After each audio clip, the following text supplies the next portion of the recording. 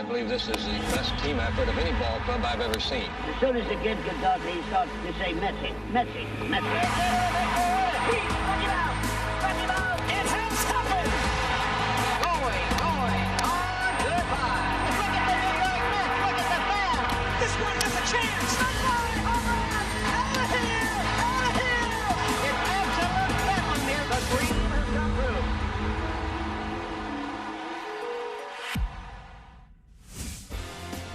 At Citi Field in New York, opening day 2020 as the New York Mets play the Atlanta Braves. Baseball is back, presented by Taco Bell. New York Mets baseball on SNY is brought to you by Taco Bell. Baseball is back, presented by Taco Bell. By Northwell Health, who believes that wellness is a journey we take together. By Geico. Geico is now offering an extra 15% credit on motorcycle insurance. Visit geico.com for more. By Hyundai, bring on the epic summer savings now at the Hyundai Epic Summer Sales Event. And by Spectrum, Spectrum Mobile has unlimited talk, text, and data. Save up to 40%. Go to SpectrumMobile.com today.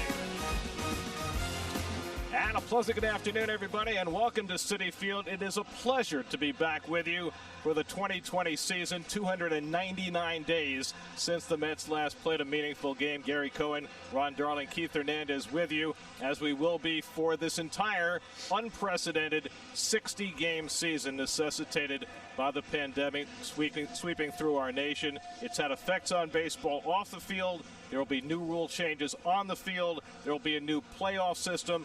But most importantly for the Mets fans, the Mets are a contender this year.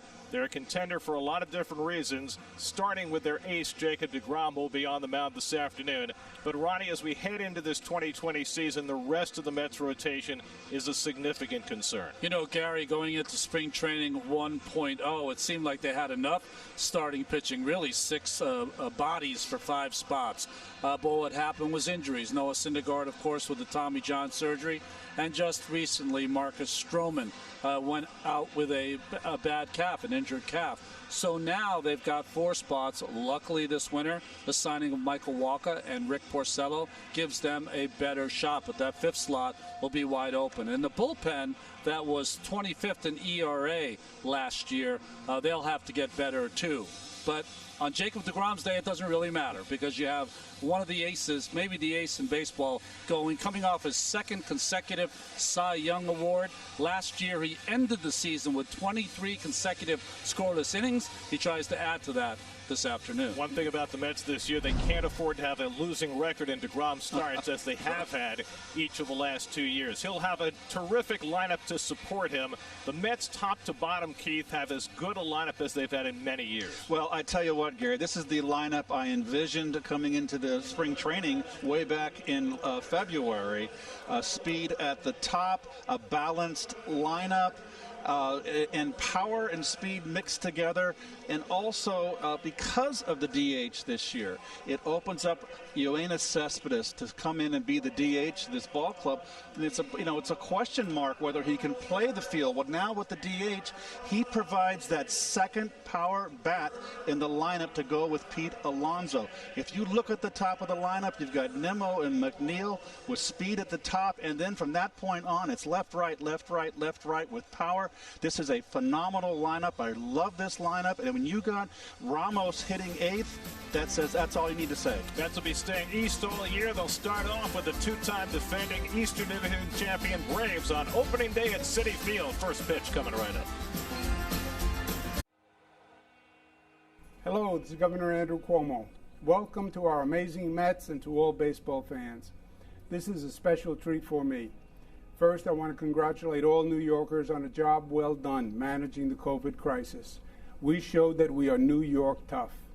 But now I want to welcome the Mets back to do what they do best, and I'd like to say those 3 magic words we have all been waiting so long to hear.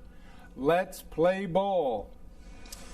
Andrew Cuomo now presiding over 3 major league teams in his state. The Toronto Blue Jays today officially are Buffalo bound. They'll be playing at Salem Field in Buffalo for their home games after the Canadian government declined to let them play at home.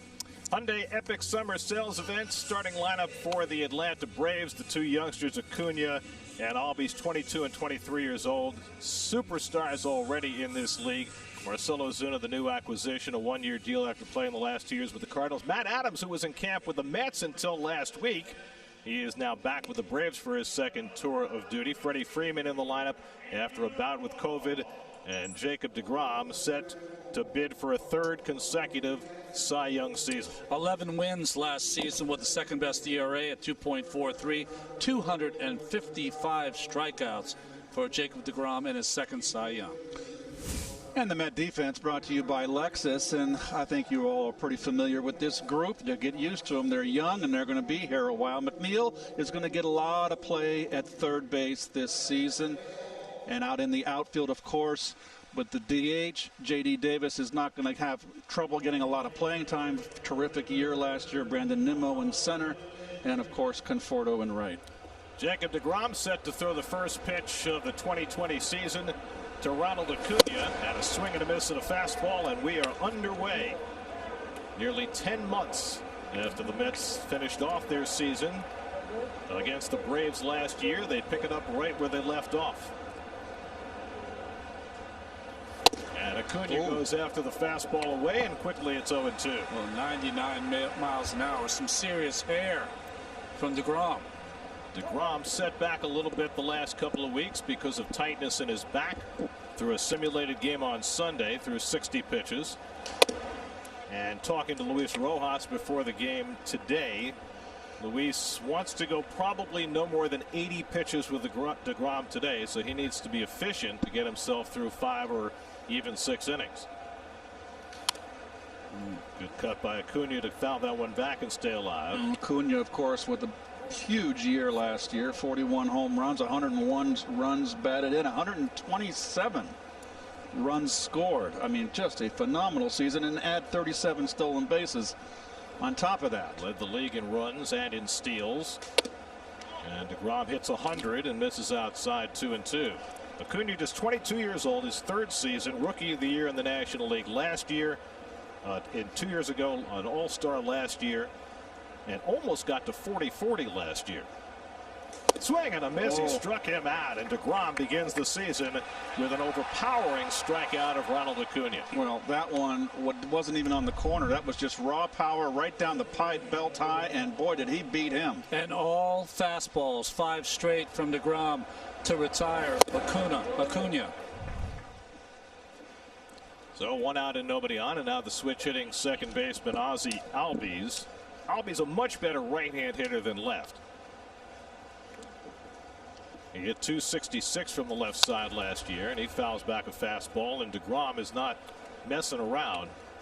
First 7 pitches, all fastballs at 99 and 100 miles an hour. And Gary, the first 2 hitters swinging first pitch. They're trying to be aggressive with deGrom. Well, deGrom is definitely stoked up here. He is just bringing it.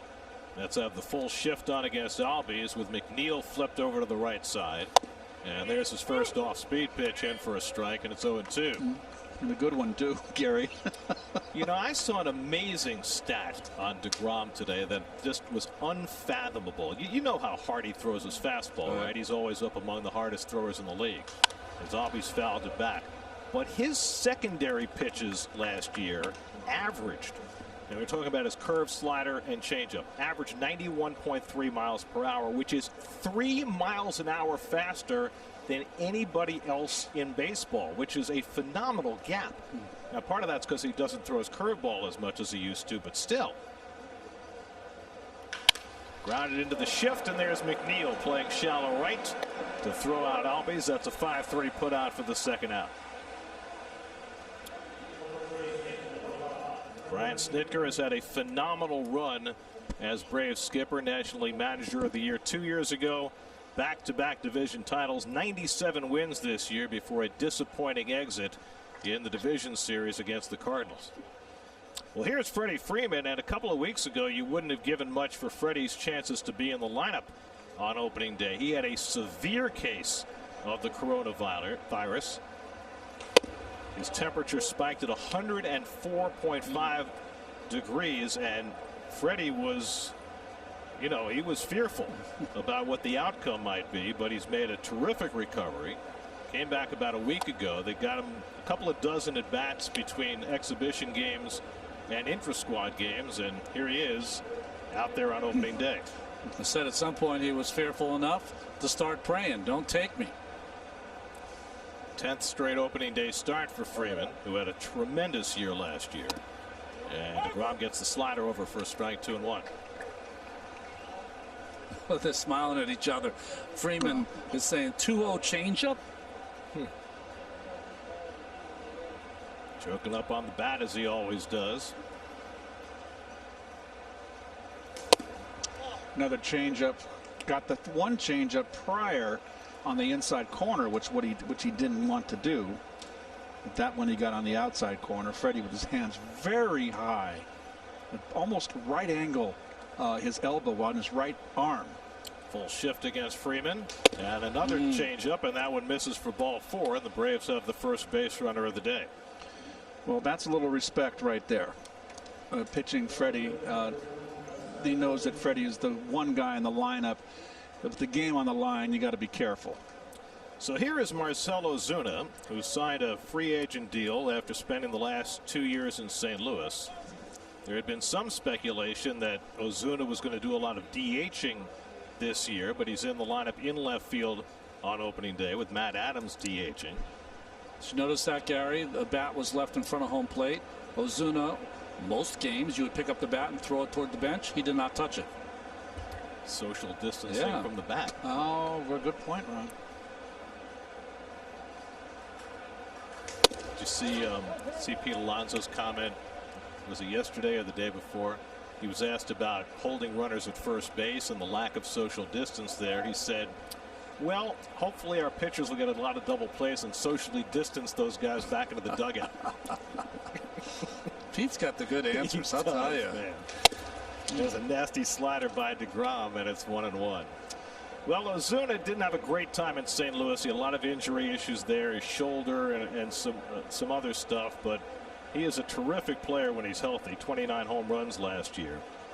And facing the Mets in his first game as a Brave. Coincidentally enough, he made his major league debut against the Mets while he was with the Marlins, and he made his Cardinals debut against the Mets when he went to St. Louis. So he's debuted for 3 separate teams against New York.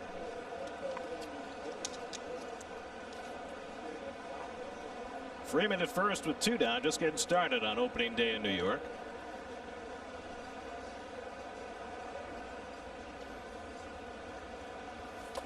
And Ozuna lays off the slider. Ramos knocks it down. Well,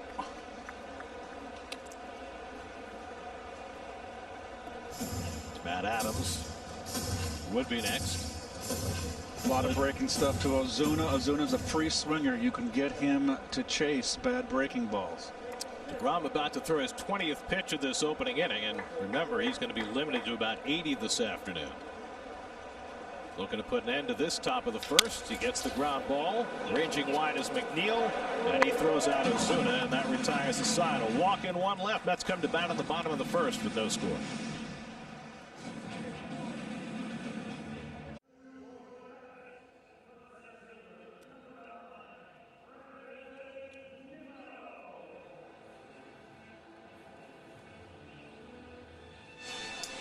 Geico Mets starting lineup for opening day. Nimmo and McNeil 1-2. Alonso hits in the 3-hole. Conforto cleanup. Cespedes first game in more than 2 years at number 5, and Robinson Cano 6. And what a bottom third. Davis, Ramos, and Rosario 7, 8, and 9.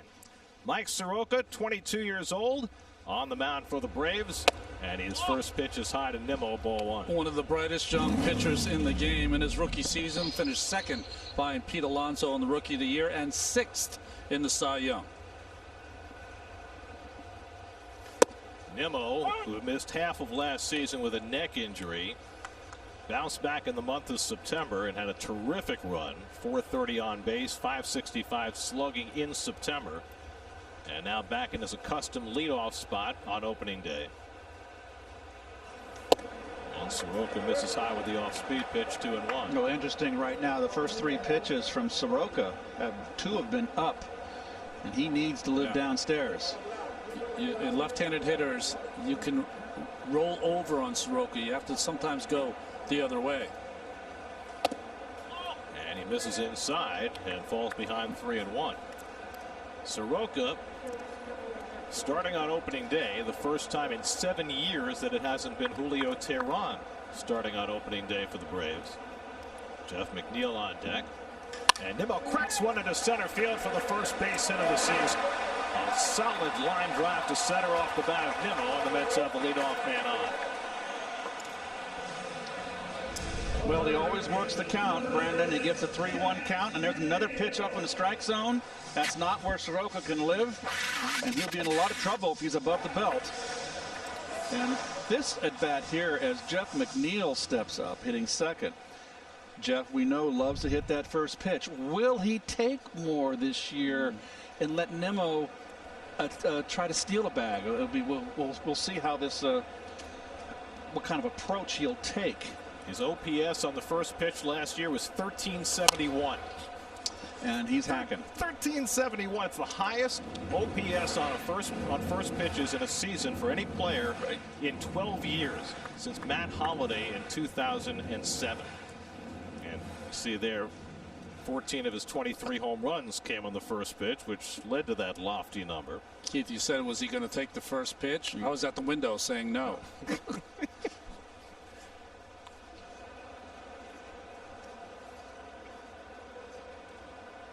McNeil pulls one, caught by Freeman, and he gets the double play. A seed off the bat of McNeil, but Freeman able to snag it and turn it into an unassisted double play. Well, that's a big hang with him right there. I mean, this ball is ripped. Fred doesn't come off the bag very much, and it's just right at him, and that's second and third written all over that, or a triple with a run driven in. That was a puck headed for the top shelf, and he makes the glove save. So just like that, 2 line drives off Soroka, but 2 out and nobody on. So the Mets swinging the bat well through the first 2 hitters. And I noticed the defense for Atlanta with Nimmo on base at first being held on. There was no shift for McNeil, so that leaves that hole open for him. Between strike to Alonso. He had one of the great rookie seasons in the history of the game last year. Set a Met Club record and a Major League rookie record with 53 home runs.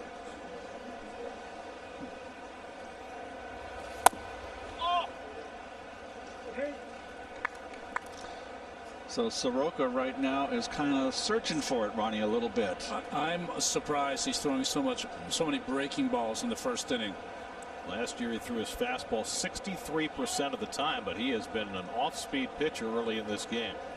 He's got his game plan. The youngest opening day starter for the Braves since 1878. And he's behind another hitter, 3-1 to Alonso with Michael Conforto on deck. So Soroka is just not getting the ball down the way he's accustomed. Gary, this is a case of a 22-year-old kid pitching on opening day. Just overexcited. Well, I like the quote last night. You know, Dustin May had to sub for Clayton Kershaw as the Dodgers opening day starter, a rookie pitcher, and Kike Hernandez, talking about Dustin May, says he wasn't intimidated by the number of cardboards we had in the stands. That's a good line. Perhaps Soroka and the cardboards are not getting along quite so well. 3-2 coming, and Alonso grounds one out to short, where Swanson scoops it up, and that retires the side. So Soroka survives a shaky first, no score after 1. Back-to-back Cy Young awards. Pete Alonso, last year's National League Rookie of the Year. Ronald Acuna, who won the same award 2 years ago and was an All-Star last year. All here for opening day in New York. And Matt Adams, who was wearing a Mets uniform a week ago, is DHing for the Braves today.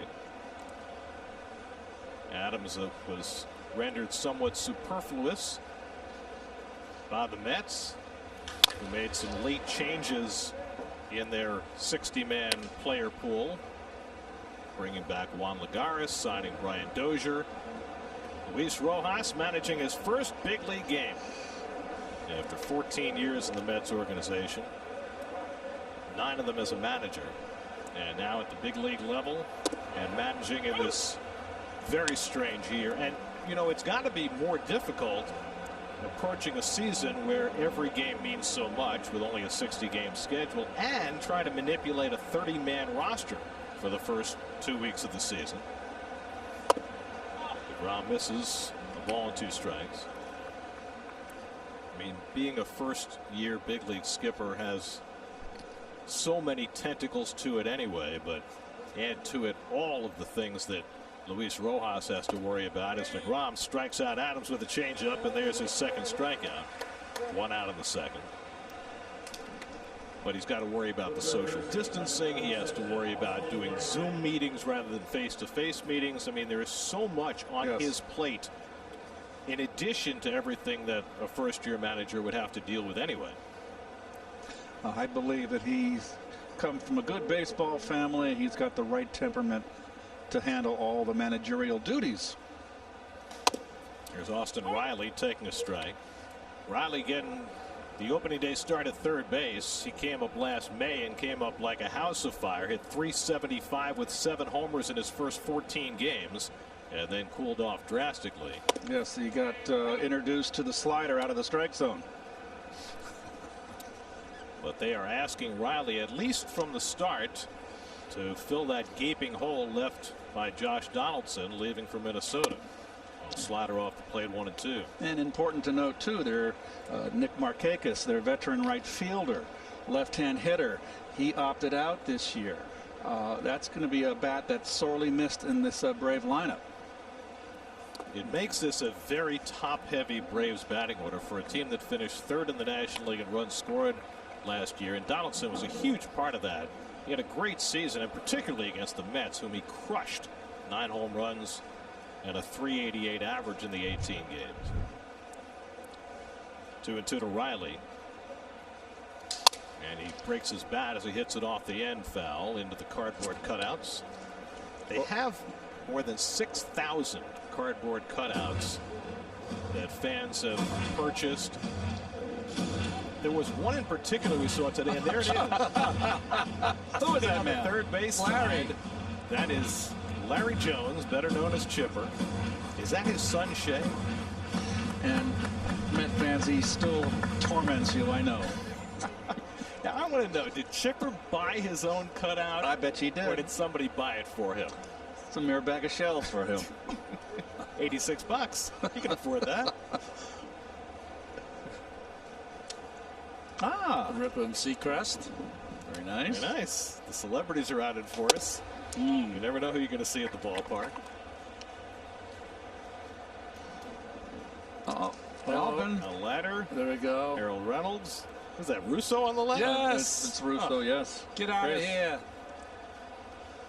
And Riley checks his swing, and he foul tips it into Ramos' glove, strike 3. So back-to-back strikeouts for DeGrom to start the second. So you know what's really interesting is that DeGrom has not moved off of his game plan to certain hitters. Cunha saw all fastballs, Adams saw all changeups, and Riley almost saw complete sliders in his at-bat. And now Dansby Swanson hitting 7th in the order. Swanson had a tremendous first half last year. Hit .270 with 17 home runs. Did not homer in the second half and hit .204 amidst a few injuries. Fly ball out to center, chasing Nimmo back. He's got room. Step out of the warning track to make the catch, and that retires the side. DeGrom gets a 1-2-3. No score at Citi Field.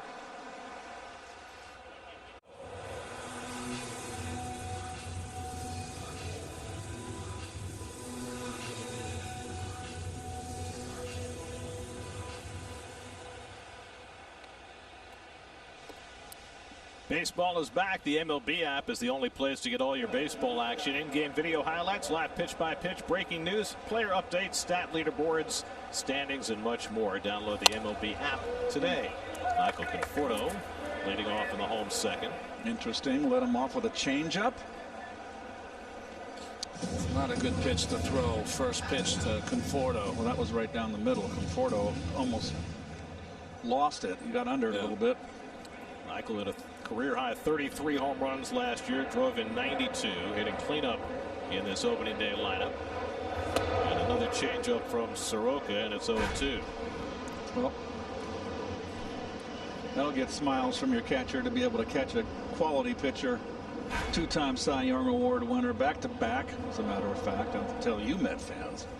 We were here on Sunday while the Mets were playing at Yankee Stadium, and DeGrom was throwing his simulated game to get himself ready for opening day. I saw him smile more during that 4-inning simulated game than I've ever seen him smile on a baseball field before. Well, you'd smile if you struck out 9 of 14 too. And Conforto is hit by the pitch. Mets, who specialized in getting hit by pitches last year, had their first one of this season and a leadoff base runner for the second straight inning. And your Atlanta defense, Alex Jackson, behind the plate. Travis d'Arnaud and Tyler Flowers had symptoms of COVID, but tested negative, but he's in there in the lineup. They didn't come to New York. There's your outfield right there. Gold Glover out there in center, and also a former Gold Glover out there in left in Ozuna and Ciarte. And now the return of Yoenis Cespedes. It is 734 days since Cespedes last played in a major league game. He underwent surgery on both heels, and then while trying to get himself ready to return last year, suffered an accident on his ranch involving a wild boar, broke his ankle, setting his comeback even further back, but arrived at spring training this year. Might not have been ready opening day, but with baseball delayed for 4 months, here he is on opening day, and he goes around on a half swing, and it's 0-2. Gary, as you were describing that, I thought that was maybe one of the Netflix shows I watched this winter. Hurt himself on the farm. Robinson Cano waiting on deck. Cespedes slotted into the DH role, with the DH coming to the National League for the first time, and maybe forever. Pops one up behind the plate, and Jackson has room, and that's the first out. New York Mets baseball on SNY is brought to you by M&M's Chocolate Candies. M&M's Chocolate Candies welcome Met fans back to Citi Field for opening day, if only virtually. We are very pleased that you're able to join us. We are so sad that you're not able to be here. Hopefully fans will be able to return to baseball games before too terribly long. But for now, I'm just happy that there is baseball for you to enjoy on your television. Robinson Cano takes a fastball outside for ball one. And I don't know how all you fans feel about it, but you've got the three of us. Well, I don't know how we feel about that either. That's a distant second, by the way. We have Steve too, Keith. That's true. Cano grounds one on the right side. Albies with a chance for two. Swanson with the turn. 4-6-3 double play. Gets Soroka through the second. So the Braves turning a pair of double plays behind Soroka in the first 2 innings. No score. Third inning with no score. Ender Inciarte leads off for the Braves. Inciarte hitting 8th in the order after an injury-plagued 2019. And a late swing and a fastball, 0-1. Inciarte limited to just 65 games last year. He had a back problem. He had a hamstring injury after he came back. And that meant Ronald Acuna played a lot of center field for the Braves last year. But they're hoping to keep Inciarte healthy because you love having his glove in center field. And he also provides them with a lot of speed. McNeil in on the grass at third. Inciarte always a threat to bunt. He takes it high, 2-1. Alex Jackson, the catcher, is hitting 9th in the order. He's on deck, and then Acuna here in the third. Inciarte, pretty good bunter. McNeil in on the cut of the grass at third. And he cracks one in the air to right. Conforto goes back onto the warning track, and he has room to make the catch. Inciarte didn't miss by much. Well, that's a long first out. If he pulled it right down the line, it's out. But that fence back there, as you all know, kind of angles back. Got to wrap it around a foul pole, as Frank Howard used to say.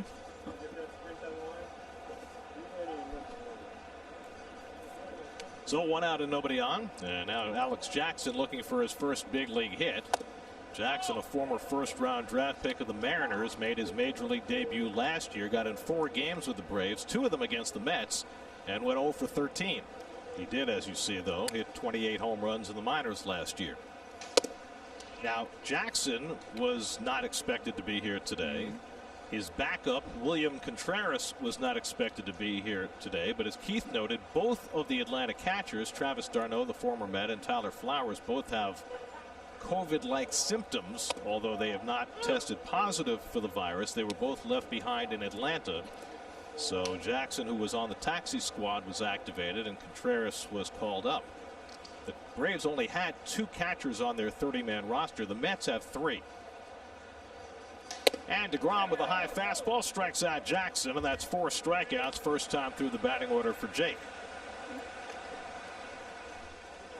So 2 out and nobody on. Well, since he came up in 2014, only Clayton Kershaw has had a better ERA than Jacob DeGrom. Well, anytime you're behind the great Kershaw, that's a good place to be. But how about this? Pitching in a day game today, the best day ERA in Major League history. 1.84 ERA in the daytime. Second, far behind him is, I mean, it's so far back. You gotta look at the Black Sox. Eddie Cicotte, 2.22 is the second best all-time day ERA behind DeGrom. Sunshine Superman indeed, although it's cloudy today. 0-2 to Acuna, who struck out his first time up. And a broken bat past the mound. Tough play, Rosario, and it trickles through into center field. Probably wasn't going to throw out the speedy Acuna anyway after that ball got by DeGrom. And so the Braves have their first hit on a broken bat single. Well, off the end of the bat, and this one just found its way through the infield. Well, the follow-through brings him just enough towards first base that he can't reach back across his body to make that play. Yep, there it is off the end, and there it goes. Jacob, back in the 70s and 80s, if you're pitching to Wrigley Field, the grass would have been around 5 inches tall, and that would have been gobbled up by Rosario. But not in today's game. So Acuna, with his 37 stolen bases last year, is on base with 2 out, and DeGrom, who had trouble holding runners at times last year, will have to contend with him, as well as Ozzie Albies at the plate. And I've got to believe that the Braves will try to push the envelope on DeGrom here. Got such a good pitcher. Try to steal a run.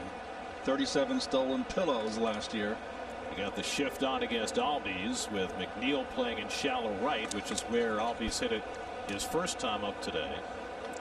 I do have to say, though, the Mets in spring training 1.0 and the summer camp spent a lot more time with all their pitchers keeping the runners close. Lots of throwovers, a lot of quick to the plate, a lot of step-offs. Of course, part of that's on Wilson Ramos as well, who's going down to a knee with nobody on, but has to stay up on his pins with a runner on base.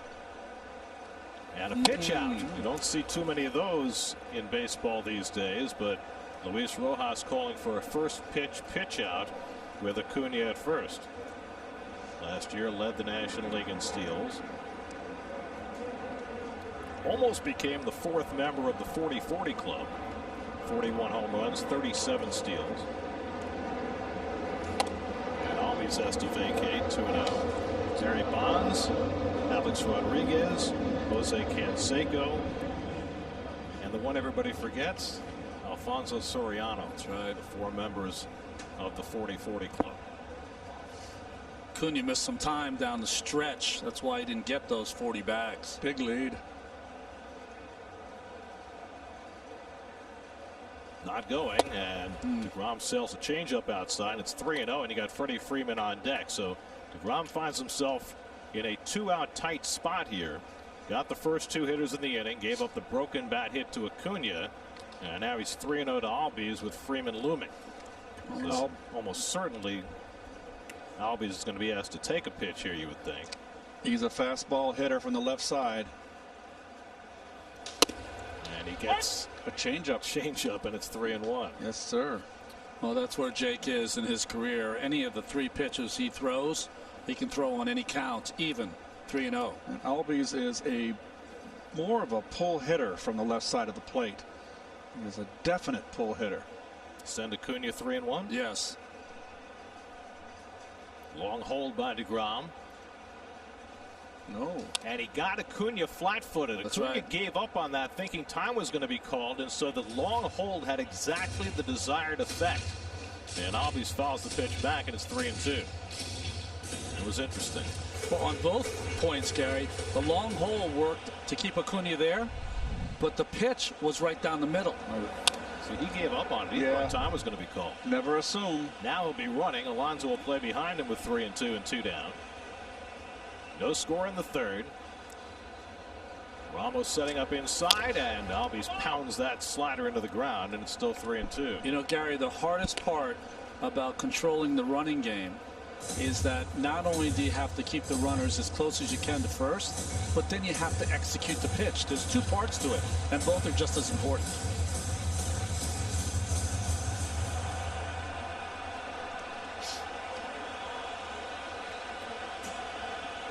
Acuna wearing the face covering on the bases.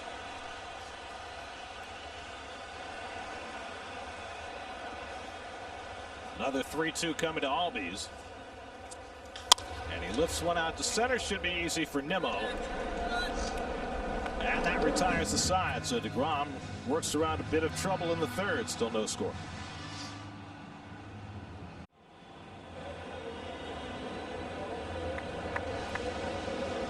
Home third inning with no score. J.D. Davis hitting 7th in the order. Davis, Ramos, and Rosario are the Mets 7, 8, and 9 today on opening day. Gives you an idea of the length of this order. J.D. Davis put up historic numbers at Citi Field last year. .665 slugging percentage, .1078 OPS, the highest home marks in both those categories in Mets history. And had an overall superb season in his first year in New York. I mean, I know it was a juiced ball last year, but that is impressive. Look at Cleon in '69. When there was no juiced ball. Cleon hit 340. Yes, he did. He could hit. And Soroka takes care of him with a sinker. 3 pitches for his first strikeout of the day. That's the first good sequence of pitches right there. 1 out and nobody on, and the first appearance for the appropriately dressed today, Steve Gelb. Steve. It feels a lot better to be out here, guys. Feels much more like home. Listen, you're talking about first, though. You mentioned this is Luis Rojas's first game as major league manager, but we all know he has such a history with so many guys on this team. He's managed, by my count, 18 members of this roster at one point or another in the minor leagues, and if you talk to every one of them, you get the same kind of feel, the utmost reverence for him as a guy and as a manager. And the reason always seems to be the same. With Luis Rojas, what players tell me is that he cares so much about the process and so little about the result. So he only asks you, play the game the right way, play it hard, and everything else will come. Brandon Nimmo told a great story about when they were in Savannah, and they had lost 3 games in a row, but mostly by freak accidents, like a ball bouncing off a bag and an out becomes a double. And they went back into the clubhouse afterwards, all feeling like, as a team, Rojas was about to ream them out just because of the result. Rojas simply walked and he said, hey guys, this is baseball. These same 3 losses will win those games based on freak results later in the season. The guys kind of exhaled. Sure enough, they did win a couple of freak games later in the year, ultimately won a championship. But it's that type of nuance that gains the respect of these players. Well, it's much like when Davey Johnson was hired back in the 1984. Yep. He had managed a lot of the Mets. Ronnie managed you in Tidewater. He's a roving instructor also before that. And was familiar with the players. Dwight Gooden probably would not have been called up in '84 if it wasn't for Davey. Right down the middle, and Ramos is called out on strikes. So Soroka with back-to-back strikeouts. I think it's fair to say, though, Keith, that Davey had a little different style than you think? Luis Rojas. Let me count the ways. You know, Gary, in today's game, I think being very positive is maybe the most important for today's player. Here's the one thing, though, Ron, and I will, just note this because it's important. The player said he can really get on them with the best of them when they don't do something the correct way. So Brandon Nimmo, same deal. He brought up an example of, if there's a pop-up, even if the result is right, if that ball falls in and you end up on first base, if you don't end up on second and you should have been on second, he'll get on you. But he's fair. And if you know what you expect, what is expected of you, that's when everything's okay. The players have no problem with the manager getting on them, but if it's understood why he's getting on them. Ahmed Rosario batting with 2 out and nobody on. And he rolls one over down to third. And Austin Riley, with a strong arm, throws him out. And Soroka's got his first 1-2-3 inning. DeGrom and Soroka, 0s through 3. Fiserv and SNY salute today's veteran of the game, along with those service members who made the ultimate sacrifice to defend our nation and serve the military community. Thanks to the greatest military force across the globe, America remains land of the free and home of the brave. During each Mets game, we recognize our veteran of the game, and here is our honoree. Staff Sergeant Juliet Taylor served our country as a member of the United States Army for 12 years.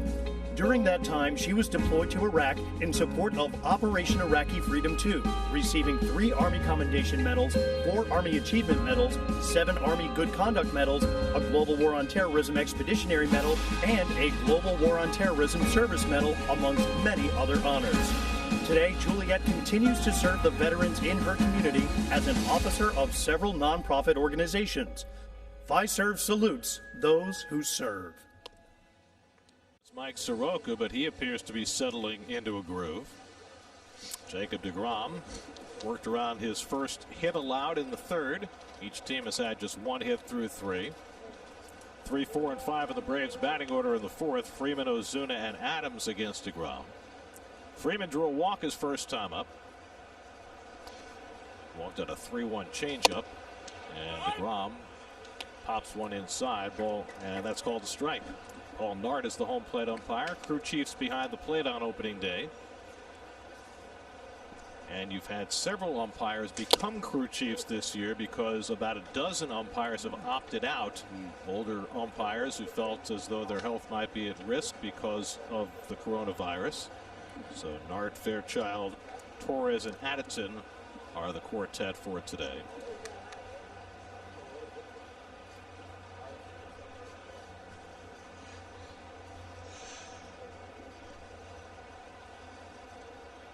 deGrom ahead 0-2, and Freeman bounces one slowly foul.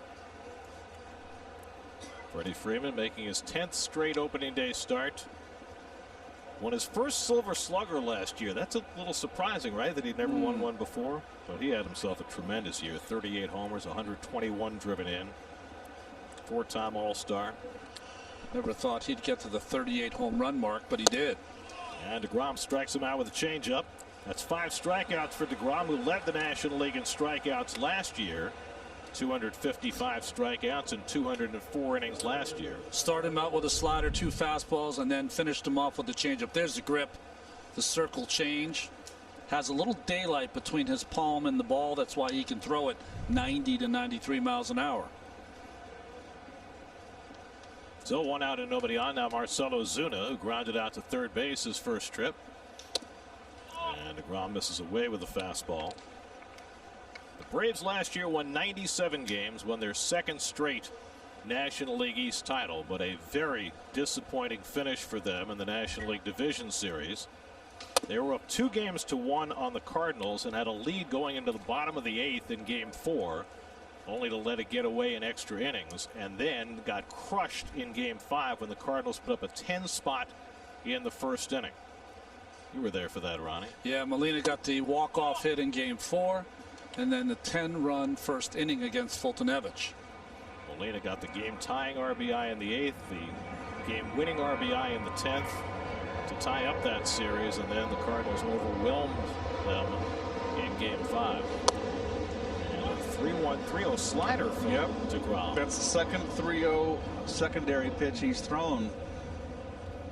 Brian Snitker looks impressed with that, or befuddled anyway.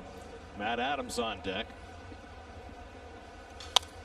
And Ozuna fouls off another one. It's 3-2. And that was the first pitch that Ozuna had to hit. You can see the expression on his face.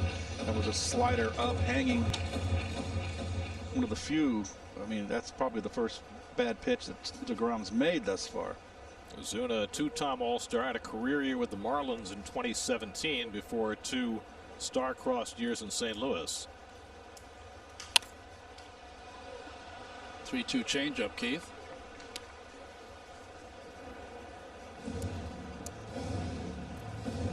There's that 2017 season. He had himself a phenomenal year. And then all 3 outfielders were gone from Miami. Yes. Yeah, one of them hit the ball to the moon last night. Yes, he did. 3-2 coming. On the outside corner, got him looking. Ozuna thought it was wide, but DeGrom gets the call from Paul Nart for his 6th strikeout. Well, if you've been watching this game, Paul Nart so far behind the plate has been giving a smidge off that outside corner, maybe a smidge plus, as this ball is off the corner. No move of the glove. Let's see. Ozuna had a reason to gripe, I think. Yeah. Hit miss. Let me ask you guys a question. They got Ramos down on his knee to improve his pitch framing. That's hit hard and caught by Alonso. Adams retired. The inning is over. We'll get back to Ramos in the next inning. DeGrom with 4 scoreless. No score at Citi Field. I got my running. Watch it. He's going to outflank Brandon Nimmo for happiest man in baseball. Second time through the order now for the Mets and Mr. Soroka, who seems to now have found the range on his curveball, Ronnie. Yeah. Nimmo hit the ball very hard his first time up for the only man hit, a single to center. He was erased on a line drive double play. And the changeup off the plate, a ball and a strike. Soroka facing the minimum over the first 3 innings. Beneficiary of a couple of double plays. McNeil and Alonso to follow for the Mets in the 4th.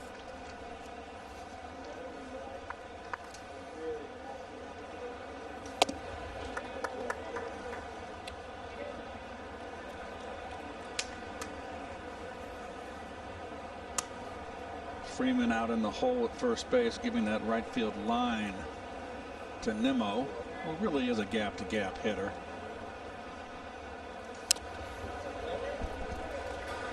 Like Soroka last year, 2.68 ERA. Only 2 Braves rookies since 1920 had earned run averages lower. That's Jim Bulldog Turner. Bulldog.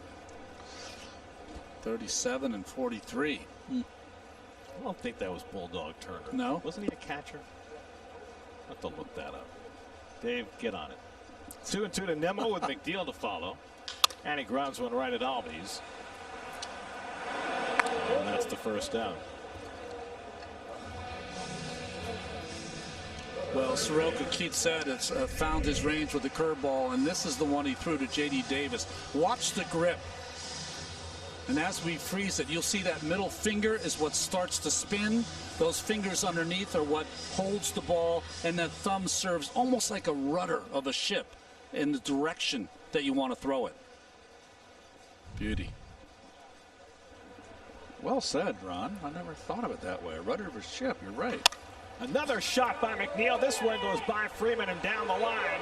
It'll come off the sidewall to Acuna. McNeil to second, and he is out. Acuna guns him down from the right field corner. We'll see if the Mets challenge the call, but Acuna with that terrific arm played it off the sidewall and throws at McNeil, trying to stretch a single into a double. I thought he was safe. I thought the tag was late. Terrific throw, Gare. No question. Right on the money. I think he's safe, too. Yeah. I think he beat it. He tagged him on the back leg, I believe. Let's check it out. Oh, back foot. Yeah. He's safe. The second base umpire, Carlos Torres, made the call, but the Mets are challenging it, and McNeil was certain right from the start. So McNeil, who had a bullet right to Freeman for a double play his first time up, hit it to virtually the same spot this time, but with Freddie a couple of steps off the line, it went past him. And the Mets probably will have a runner at second base now with one out, assuming the call gets overturned.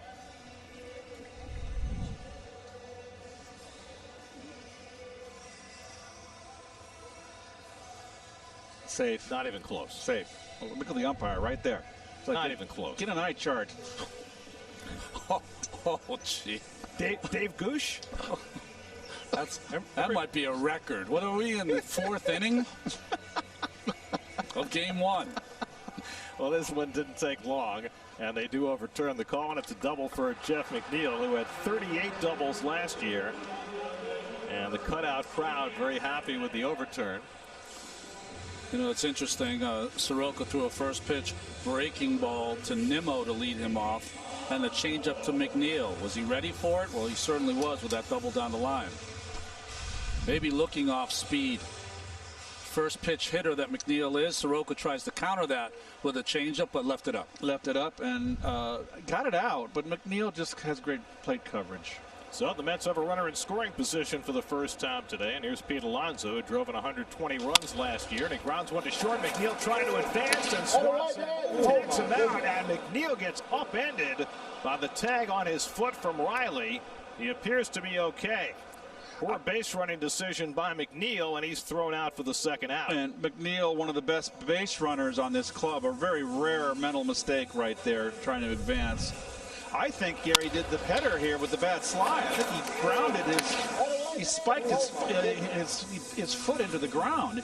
He's lucky he didn't break an ankle. It's like he came off rotating his left shoulder, so that might have taken the brunt as that left arm went underneath Riley. It's like a human pole vault. That did not look very comfortable. That could have been really, really serious. And now Conforto takes a slider below the knees for ball one. And there's that wicked breaking ball from Soroka.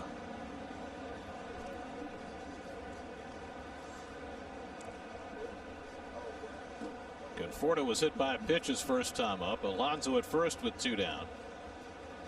And Michael takes a fastball for a strike, 1-1. Another look at the slide. This is not a good slide. And he's out by a mile, too. Everything was wrong with that play. It's almost from like the moment he decided to go. Almost, I surrender. Well, hopefully he comes up none the worse for wear. Jeez.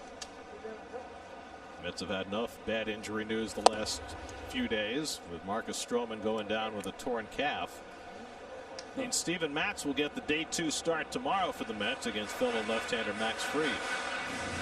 It was also a good play by Riley, guys. He came to meet the ball, so he was a full 3 feet in front of the bag, so made that difficult tag a little easier as he stayed with it.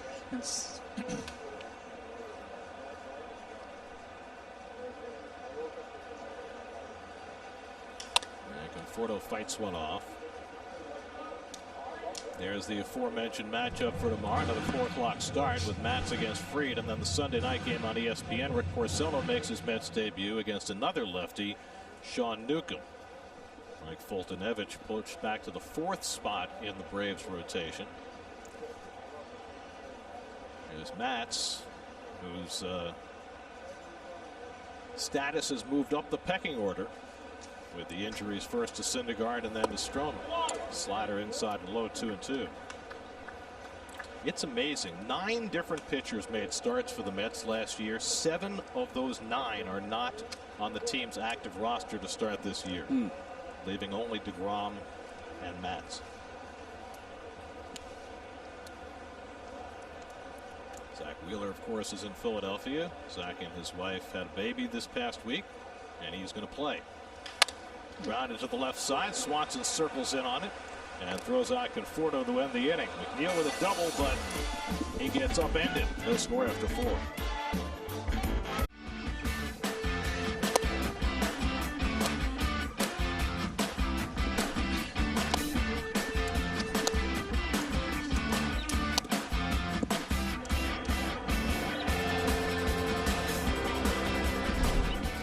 Picking up right where he left off, Jacob DeGrom has now thrown 27 consecutive scoreless innings dating back to last year, and the Mets haven't scored for him.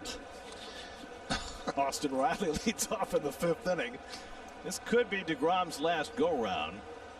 Remember, he missed some time because of back tightness, and the plan was to limit him to 80 pitches today. He was at 62 coming into this inning, so unless he has a fast one here in the 5th, that may be all he goes. Gary, give us the number when DeGrom pitches against the Braves here, the Mets record. Okay. Okay. Before today, Jacob DeGrom had faced the Braves 9 times at Citi Field. In those 9 starts, Jake's ERA is 1.53. The Mets' record in those 9 games is 2-7. 2-7. Please. I mean, come on. But it's not that shocking. Overall, Mets are 28-36 in his 2 Cy Young seasons when Jake has taken them out. And that just misses. 2-2 to Riley, who struck out his first time up. Riley has proven that he can hit the baseball. As you see, Dansby Swanson hit the fastball, sorry. It's the slider that they've countered to get him out. And so he goes back to the slider and strikes him out for the 2nd time. That's 7 Ks now for DeGrom.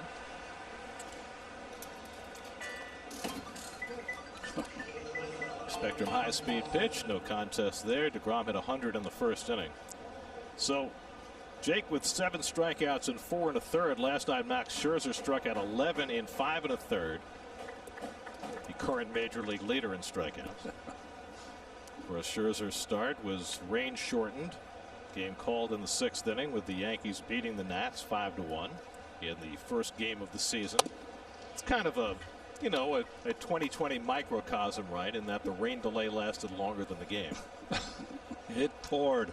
It really did. And boy, and Derek Cole, he looked terrific or what? Oh my gosh, what a breaking ball. Well, Adam Eaton took him deep in the 1st inning, and then that was that. 1 hit in 5 innings and a complete game. Yep. It's true.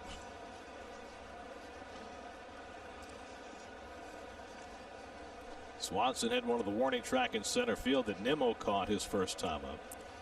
Just 2 base runners for the Braves so far today. A walk to Freeman in the 1st, a hit by Acuna in the 3rd on a broken bat. Both came with 2 out.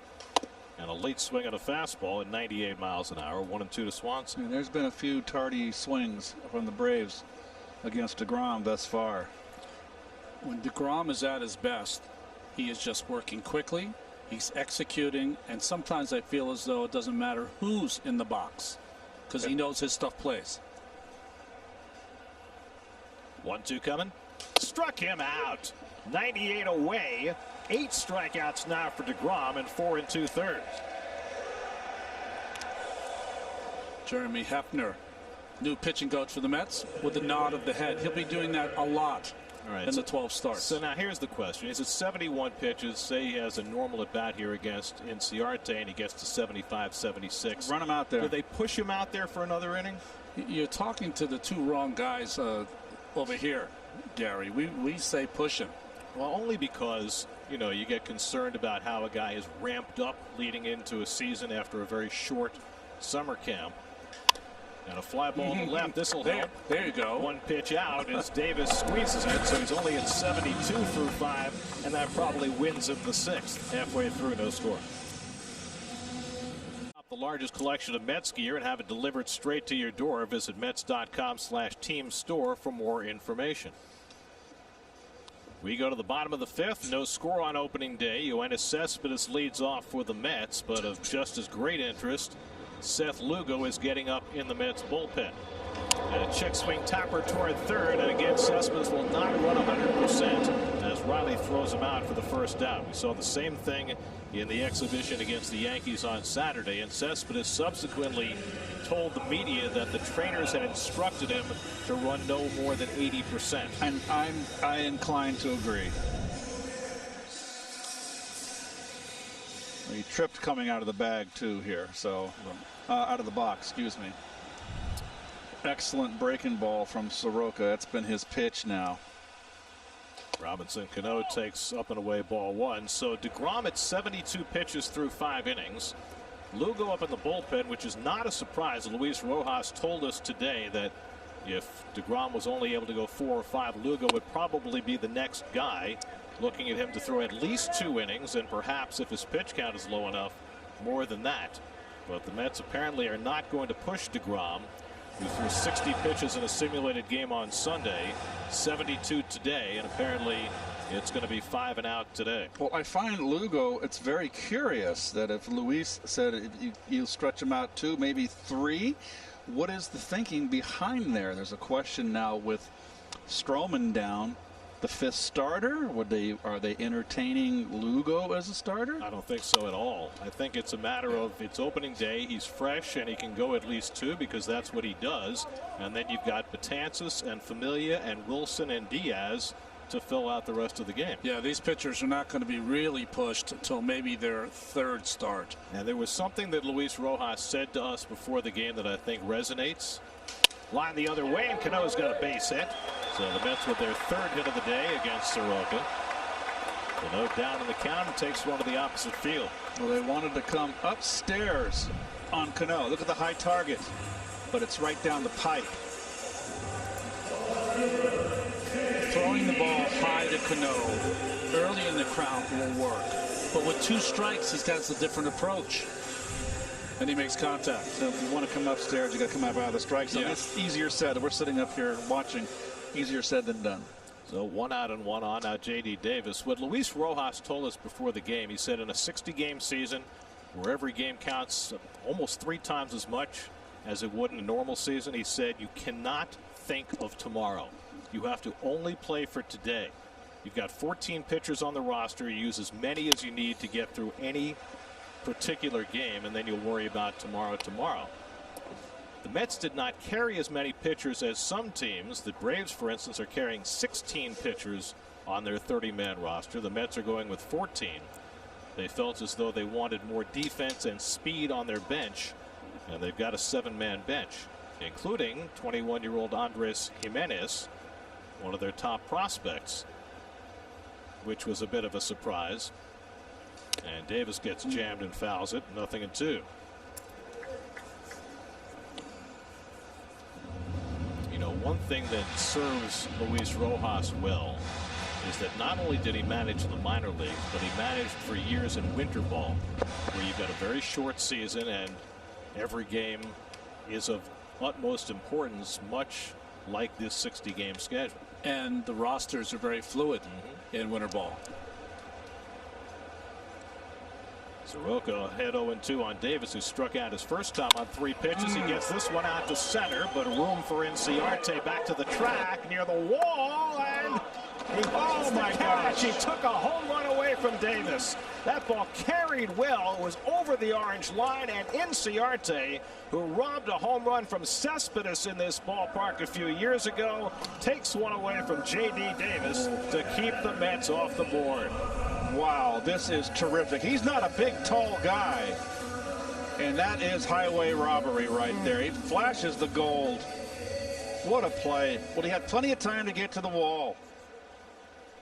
I mean, he seems to do this once a series. That is just a terrific play. Thank you very much. Very thankful. So that's a long second out. And it may be that DeGrom's only chance to win comes right here. As Ramos grounds one down to third, Riley makes the play. 5 scoreless innings for Soroka, matching DeGrom. We go to the 6th at Citi Field on opening day, no score.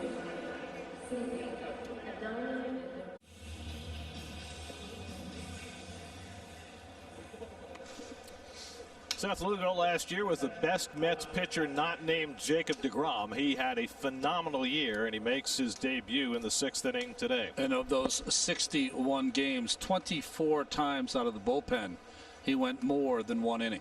And he will undoubtedly be called upon to do that today. He'll face 9-1-2 in the Braves batting order. So it's just another day at the office for Jacob DeGrom. 5 scoreless innings, no decision. 72 pitches for Jake. He allowed just 1 hit, 1 walk, 8 strikeouts, but limited because of the back tightness that set him back over the last 10 days, and thus the shortened start in his opening day outing. So the Mets bullpen, which was incendiary the first half of last year, one of the reasons they got off to such a miserable start, will try and patch this one together on opening day. Lugo and Justin Wilson were just marvelous for the Mets down the stretch last year when they went on that spectacular second half run. Oh boy. 2-2 to Jackson. Jackson way tardy. 2 fastballs thrown right by him. With his 5 scoreless innings today, DeGrom has now thrown 28 consecutive scoreless innings dating back to last year, which is a career high for him, and now just 4 2/3 shy of the Mets club record set by R.A. Dickey. Lugo starts his day with a strikeout as he fans Jackson with heat. 1 out in the 6th. Off the strike zone too. He chased. Looked like it had a little run to it. Breaking balls, fastball in to set up that fastball. Cutting, you're right, Keith, away. So 1 out and nobody on. Now Ronald Acuna, who has the only Braves hit, and it was a broken bat hit that snuck through the middle with 2 out in the 3rd inning. And Lugo misses below the knees, ball 1.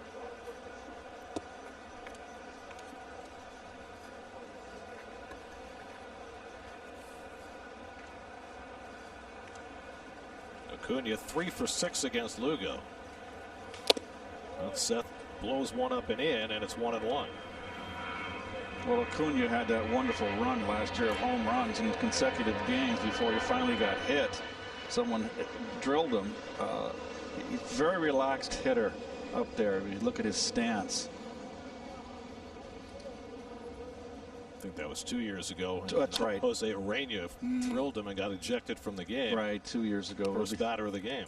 You can see DeGrom and Lugo, a steady diet of fastballs. The first breaking ball from Lugo to Acuna, he was right on it.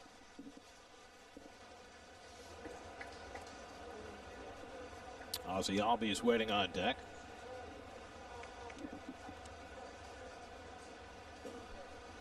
One-two coming, and it's up and away. Ronnie, at this point, if you're Seth Lugo, do you have to drop the idea that you're ever going to be a starting pitcher? Yeah, you do, because it's not that he doesn't deserve to be a starting pitcher. He'd probably be a number 2 or 3 guy on many teams in the major leagues, but his worth for the Mets is in the bullpen. I mean, he's maintained the same mindset through this entire saga over the last couple of years, maintaining that he wants to be a starter, but producing so brilliantly as a reliever.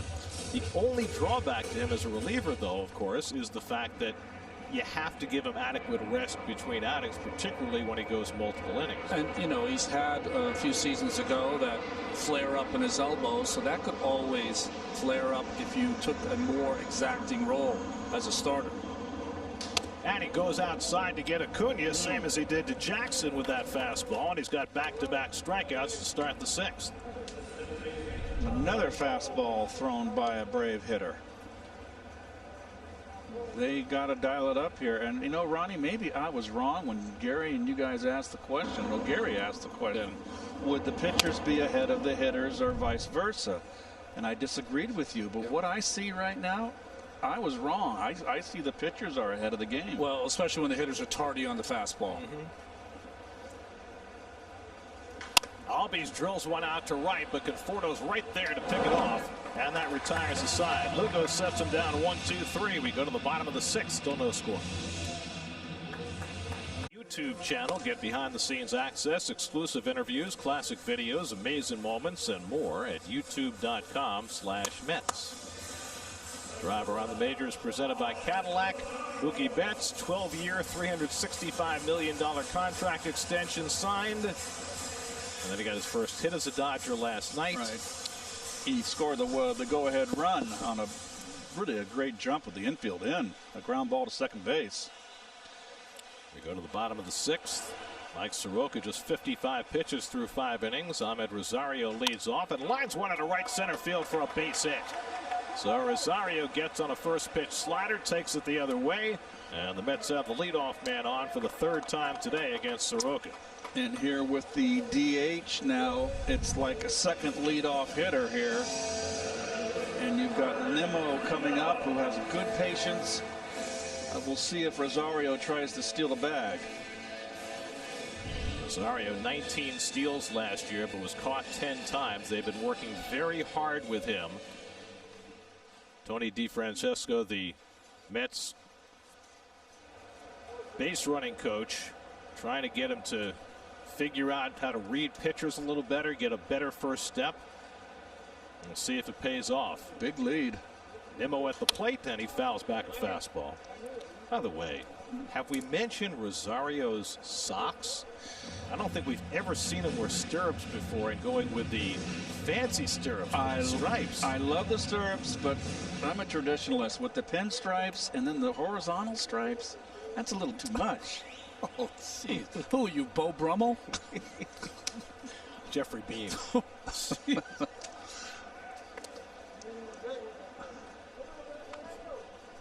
Let's check in with Steve Gelb. Steve? Well, guys, Keith was just mentioning big lead for Rosario. One of the ways that they hope to get those caught stealings weighed down is by opening up his lead a little bit. They looked at the analytics last year, and it seemed when he was about 11 feet from the bag, he got thrown out almost every time. 12 to 13 feet from the bag, that's when he made it safely.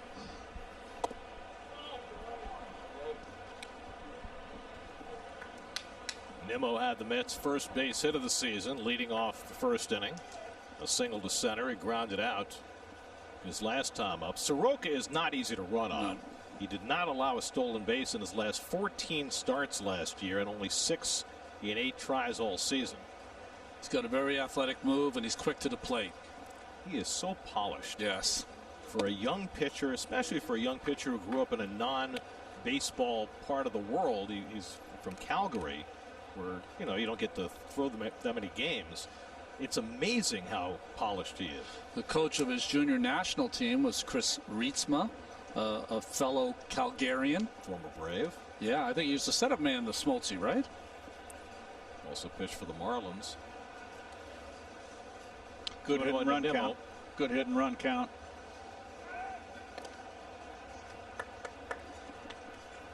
StatCast AI powered by Google. Pretty much straight up on the infield against Nimmo. Takes a long look down at Gary DiStarcina to see what might be on here. Straight steal, hit and run. Mets trying to break through here in the 6th. They've got 4 hits off Soroka. They've only had a runner to second base once all day. Not going, and Nimmo lifts one out to left center. Over comes Inciarte with Ozuna, and it's Ozuna to put it away. And that's the first out of the inning. So Rosario staying put during that at bat. McNeil coming up. SNY's Super Slow Motion is brought to you by your Mercedes-Benz Tri-State dealers. Mercedes-Benz, the best or nothing. McNeil has hit the ball hard both times. Yep. Hit into that double play, pulling the ball to Freeman, and then hit one in his last at bat for a double by Freeman. Well, maybe you should just, if you're Freddie Freeman, just not move off the bag. They cannot play the shift with a runner on first. I would hold Rosario here and have McNeil leave that hole open for him between the second baseman and the first baseman to set up a first and third.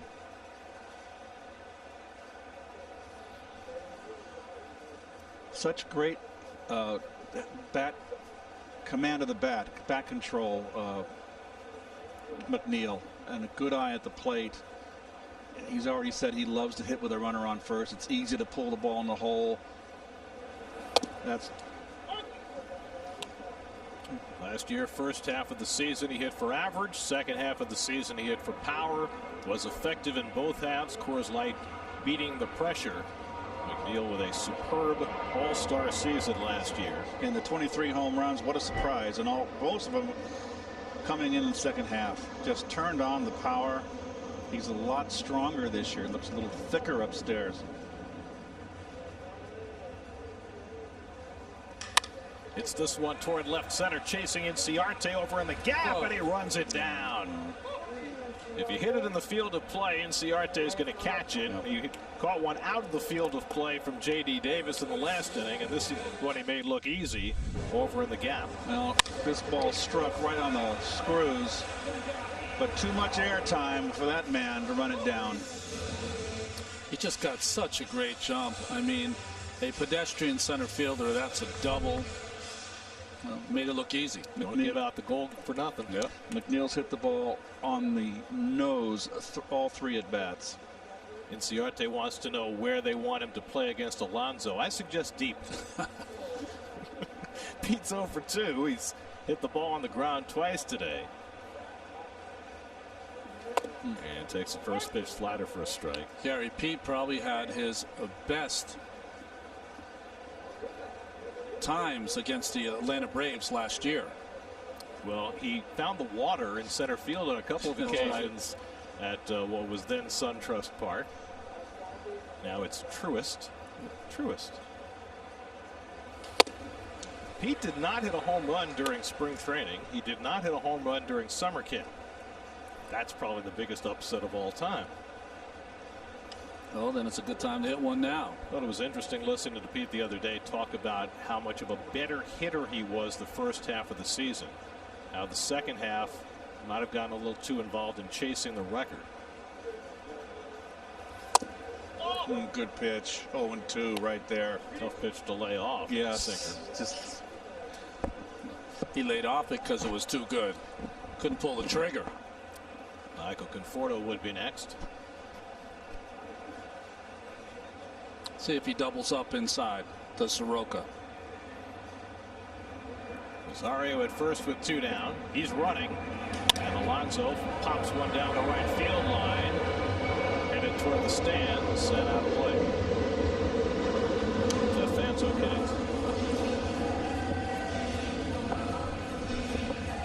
Very resilient.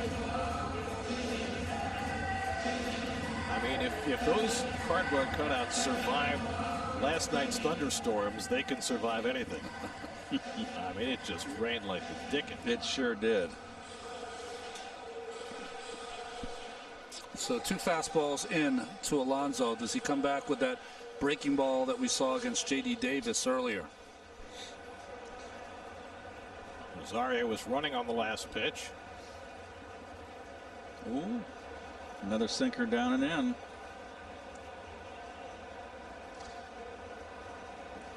And Pete takes one inside. Soroka coming in again with the fastball. The hardest pitch he's thrown all day at 94 miles an hour. I got to believe now he's going to run that outside corner run. This kid knows how to pitch.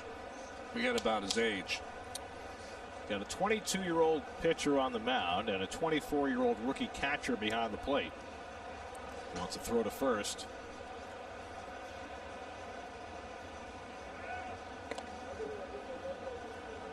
I always love, Ronnie, when you tell me that signal, that flip of the thumb, used to mean something completely different. Yeah, it used to mean drill the hitter.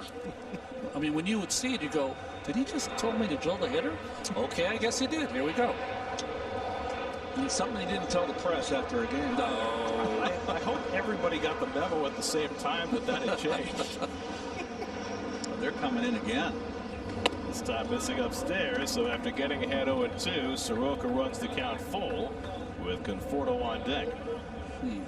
Still a very low pitch count for Soroka. Brian Snitker was talking a week ago about his starters going 2 or 3 innings their first time out. Well, he's not doing that with Soroka. Freeman behind Rosario appropriately. The 3-2 breaking ball. Rosario gets set to run. And Alonso chases the slider for strike 3.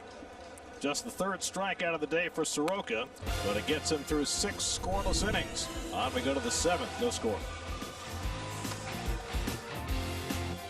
Highlights, up-to-date news, features, and more. Be a Mets insider today. Subscribe to the official newsletter of the New York Mets at Mets.com/Mets Insider. Second inning of relief for Seth Lugo. He got the side 1, 2, 3 in the 6th. Now he faces the heart of the Braves batting order. And Freddie Freeman goes after a first pitch changeup, 0-1. Mike Soroka appears to be done after 6 scoreless innings, just 69 pitches. Tremendous start for the 22-year-old. Youngest Braves opening day starting pitcher since 1878. When, by the way, the Braves were known as the Boston Red Stockings. And the Braves bullpen gets busy. Chris Martin is up.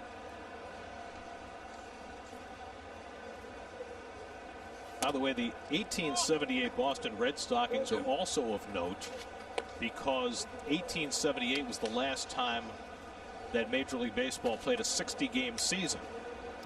And the Red Stockings that year, the predecessors of the Braves, went 41-19 and were the National League pennant winners.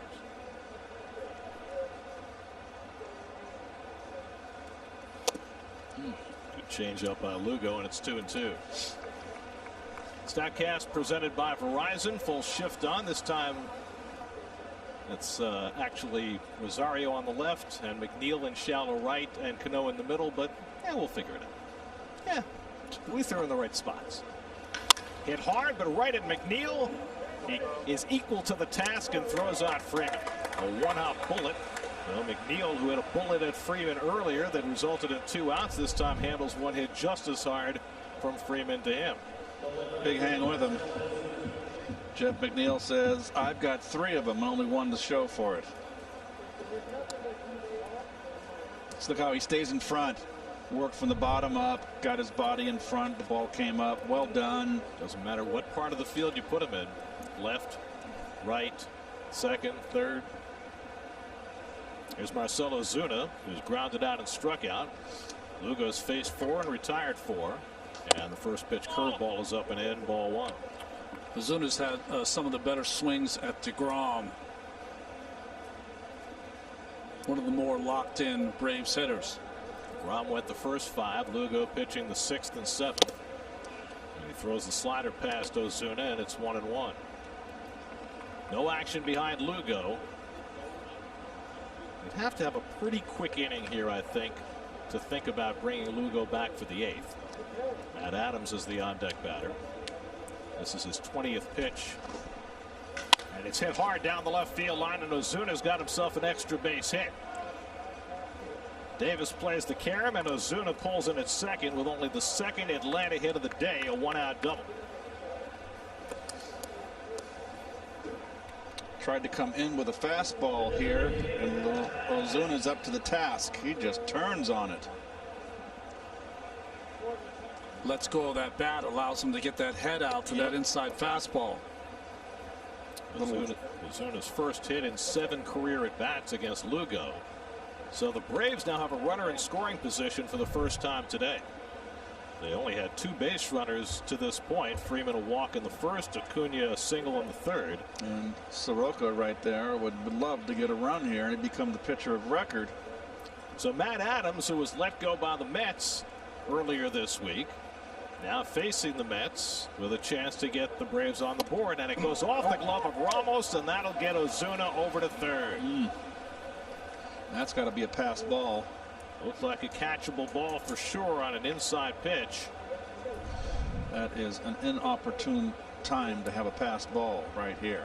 Mets going to surely bring the infield in, and yes, they do. Sometimes you give the catcher a break if he's on the outside corner and the ball's thrown across his body, but he was sitting right on that inside corner. And that is McNeil in the middle of that trio on the right side of the infield. And Rosario has to hold the runner at 3rd. A big opening on that left side of the infield. So we'll see if Ozuna's running on contact here. 1-0 to Adams, and he goes away with a changeup, a ball and a strike. Still nothing from the official score. By the way, the official scores are off site. They're not in the ballpark. It's the changeup grip.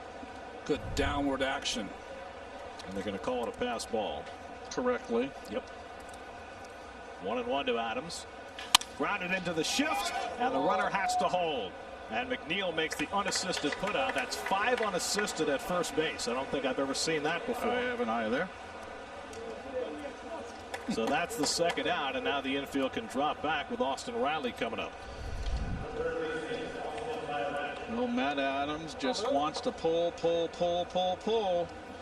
The positioning just perfect. I mean, that was right at where McNeil was playing. So 2 out, and now Lugo with a chance to get through it, facing Austin Riley, who faced DeGrom twice and struck out both times on sliders. And Lugo starts him off with a slider that's fouled off.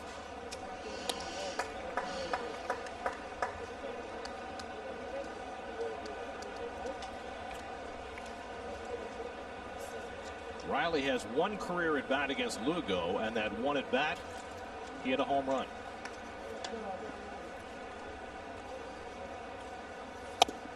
He'll catch up with that fastball riding in on him, and it's 0-2. Riley's got a big, long swing. That's why he chases breaking balls.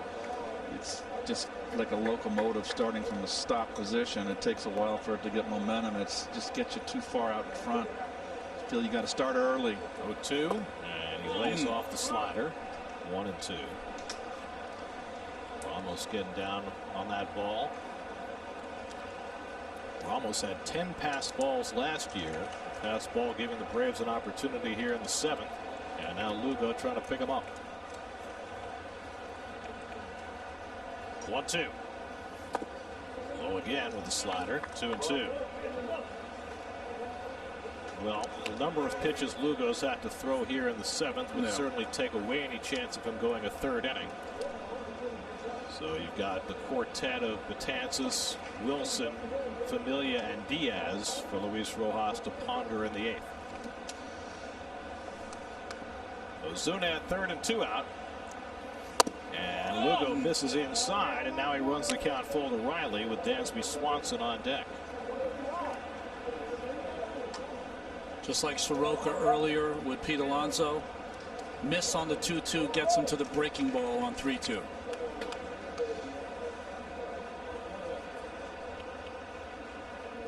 3-2 coming to Riley. And he fouls it away. Him with a fastball on 3-2, a little surprising.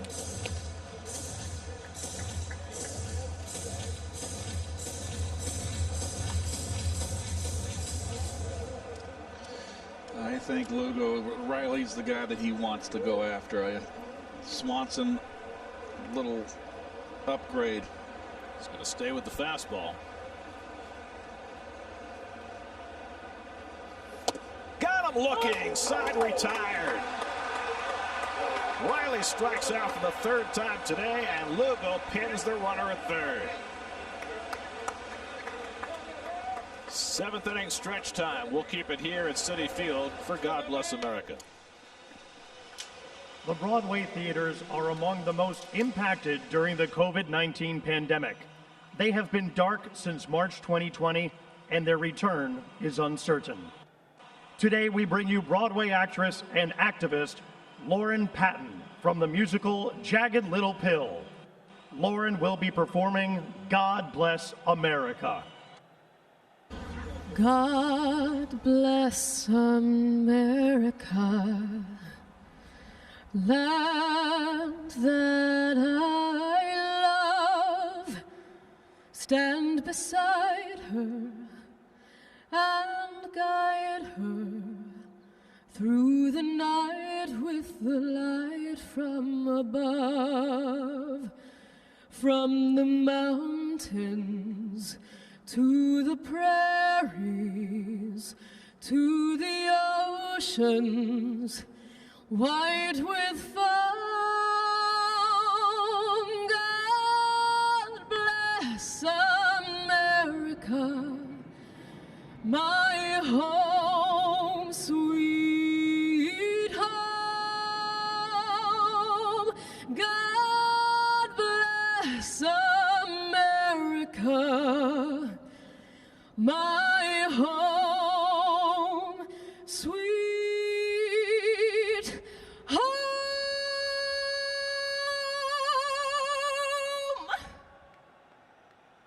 Thanks to Lauren Patton.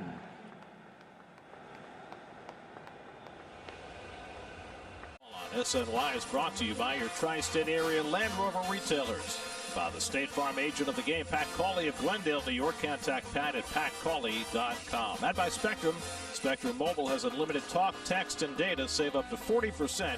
Go to spectrummobile.com today. The Shea Anything podcast returns. Doug and Andy will have a unique insider's look at this weekend's Mets-Braves opening series. What's Keith doing in there? New episode drops Monday. Subscribe wherever you listen to your podcast. I thought you were just a special guest. Are you a regular now? I'm expanding my horizons. You are everywhere. Ubiquitous. Keith Hernandez. Veteran Chris Martin is on to pitch for the Braves as we go to the bottom of the 7th. Michael Conforto leads off for New York. And hits the first pitch in the air to center. This one will be easy for Inciarte, who's had himself a busy day. 1 pitch and 1 out. The Braves added 3 right-handers late in the season. Mark Melancon, Shane Green, and Chris Martin from the Texas Rangers. Dylan Betances is up in the Mets bullpen after Seth Lugo turned in 2 scoreless innings.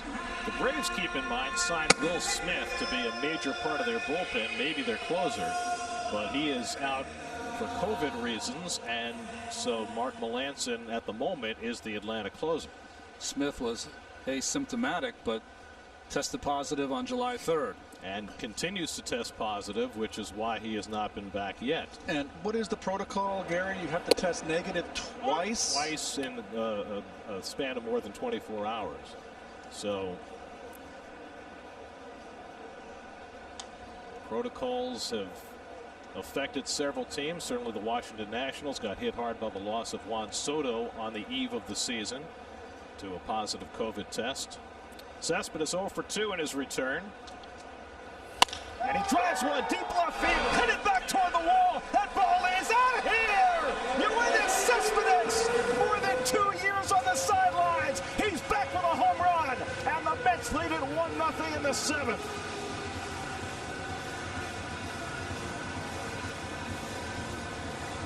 Yoenis Cespedes, the Mets have waited long and anxiously for his return, and he shows why he can be such a force as he clobbers one into the lower seats in left field, and the Mets lead it 1-0.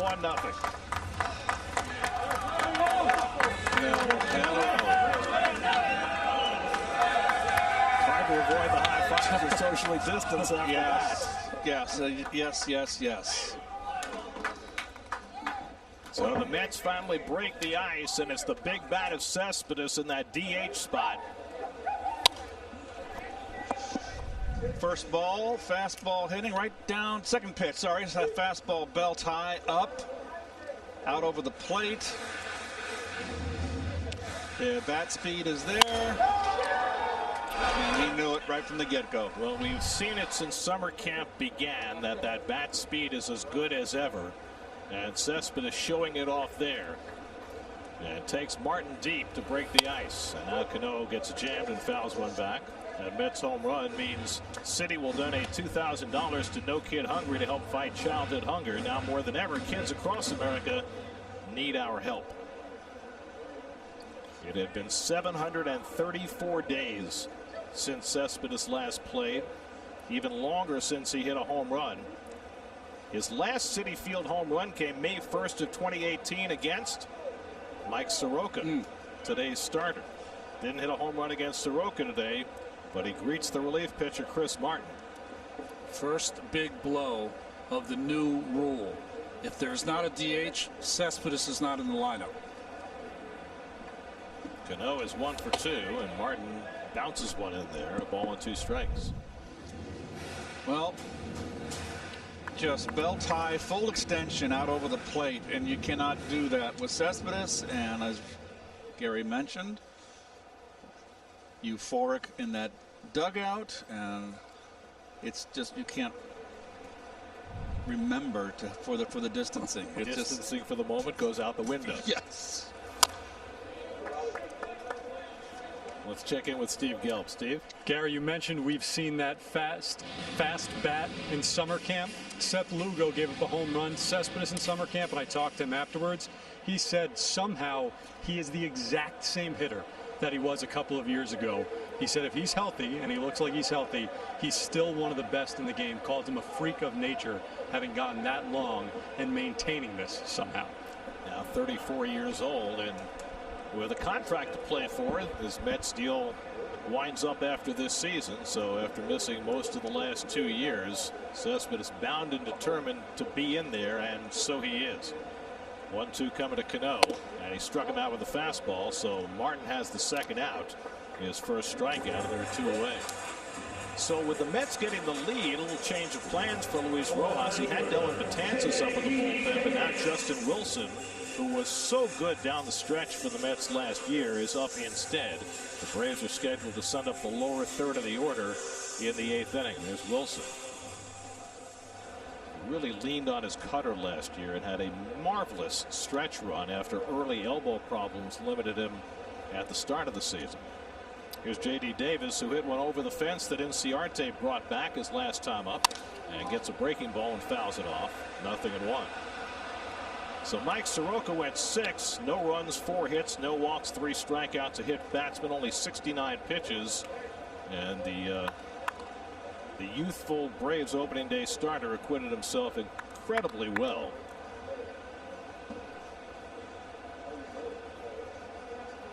Braves have a couple of pitchers to grow on at the front of their rotation with Soroka and Max Fried, who pitches tomorrow.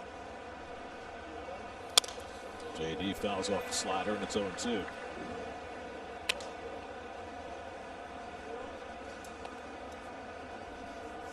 Wilson Ramos would be next. Keep in mind, in these late innings, the Mets with a 7-man bench have a lot of defense and a lot of base running. So if a J.D. Davis gets on, maybe you run for him with a Jake Marisnick and then leave him in to play the outfield. If a Wilson Ramos gets on, maybe you run for him with 3 catchers on the roster. New York Mets baseball on SNY is brought to you by Old Dominion Freight Line, official freight carrier of MLB. Visit odfl.com for more information.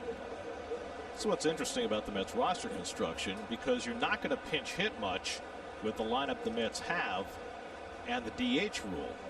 But the reason they have 7 bench players is strictly for defense and base running. The tough part, Gary, of course, is always changing your lineup with a skinny 1-run lead. Depends how much you believe in your bullpen. Yeah, exactly. Well, that remains to be seen.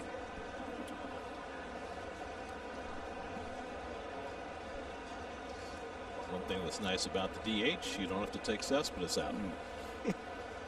2-2, and JD fouls it off. This copyrighted telecast is presented by authority of the New York Mets. It may not be reproduced or retransmitted in any form, and the accounts and descriptions of this game may not be disseminated without the express written consent of the New York Mets. Seth Lugo now pitcher of record on the long side after 2 scoreless innings behind Jacob deGrom, who went 5. Chris Martin trying to get through this inning without further damage, but JD lays off the breaking ball, and it's 3-2. You talk about speed on the bench. The Mets have Andres Jimenez, their young shortstop prospect, Jake Marisnick, and Eduardo Nunez, who can all pinch run. There's Jimenez, who has yet to make his big league debut, just 21 years old. Nunez, the veteran. Hammered on the ground down to third. Charging is Riley. And his throw on target to get Davis. Side retired, but the Mets grab the lead. Yoenis Cespedes goes deep. And the Mets lead 1-0 after 7. Go to the 8th. Andres Jimenez will make his major league debut. He'll play second. Brandon Nimmo moves from center field to left field, and Jake Marisnick comes in to play center. So the Mets go with their defensive platoon, and Justin Wilson is on to pitch in the 8th inning. What a place to bring Jimenez in for his first game. You see Wilson's numbers last year. He suffered a little early because he had a barking elbow, but after he got that taken care of, he was outstanding, especially in the second half. Dansby Swanson will lead off for the Braves in the 8th inning. Mets now with a 1-0 lead. Adam Duvall has come out on deck to bat for Ender Inciarte to give them a right-handed bat against Wilson. But Wilson's a crossover guy. He really doesn't give up much against right-handers.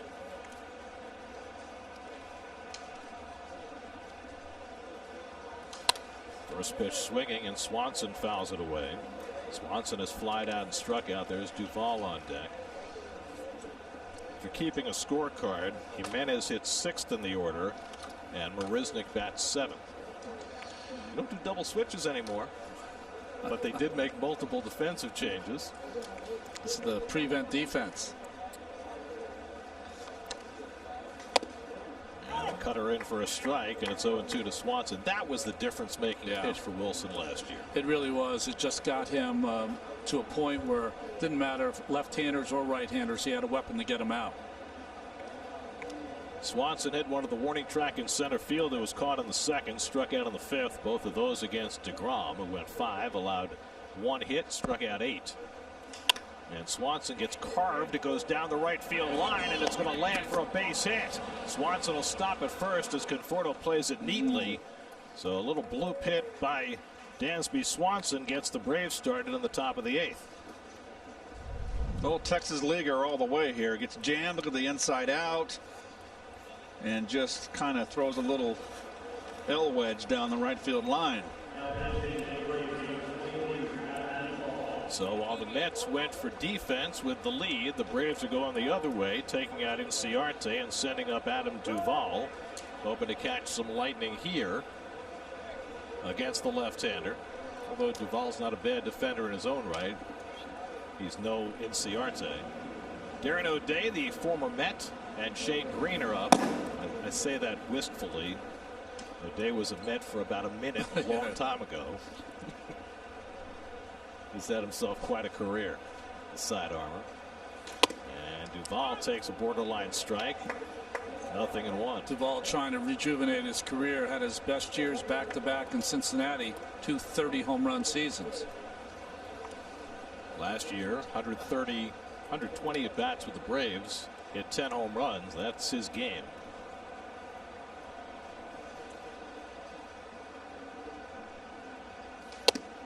And Wilson rides the fastball inside, a ball and a strike. Johan Camargo has come out on deck to bat for Alex Jackson. Keep in mind the Braves carried 16 pitchers, so they only have a 5-man bench, while the Mets are carrying a 7-man bench.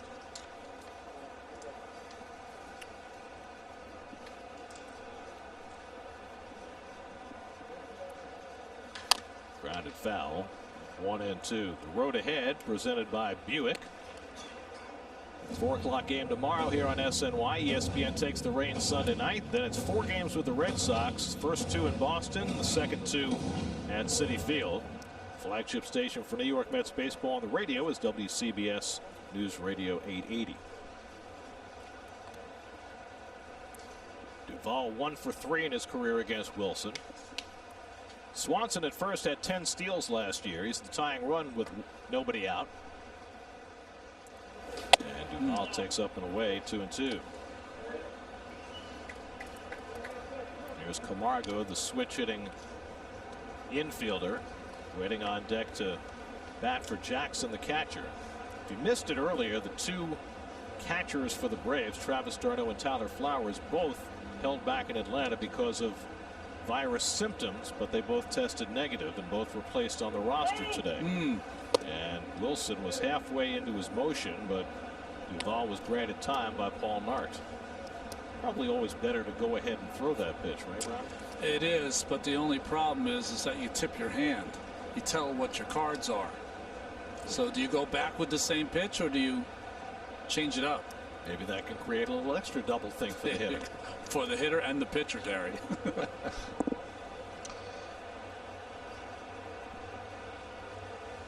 2-2 coming. And Duvall pounds that cutter into the ground. You know, it's interesting right now. There's no right-hander up in the bullpen for the Mets, and you always want to look, you know, 2, 3, 4 hitters ahead. And when you're managing, and if you look ahead, you've got Acuna and Albies, and if you got the left-hander there, Albies is a better hitter against lefties, and Acuna is a right-hand hitter. Now I know that Justin Wilson gets righties out, and you have faith in him to get the job done. I kind of like it. And he's got good numbers against Albies. Swing and a miss. He struck him out. High fastball from Wilson to get Duvall. Now that's the first out of the inning. So his MO against right-handed hitters is he crowds them with the cutter, and then he throws the fastball upstairs away. Well, there's the big uppercut swing. And you just can't catch up to a fastball up in the letters. So now Johan Camargo, who 2 years ago had himself a really nice season for the Braves, 19 home runs, but then was thrust into a part-time role last year and struggled for a good part of the year. He was hoping to be the opening day third baseman with Donaldson gone, but Austin Riley got the call. And now Camargo batting for Alex Jackson. Switch hitter takes a fastball off the plate for ball 1.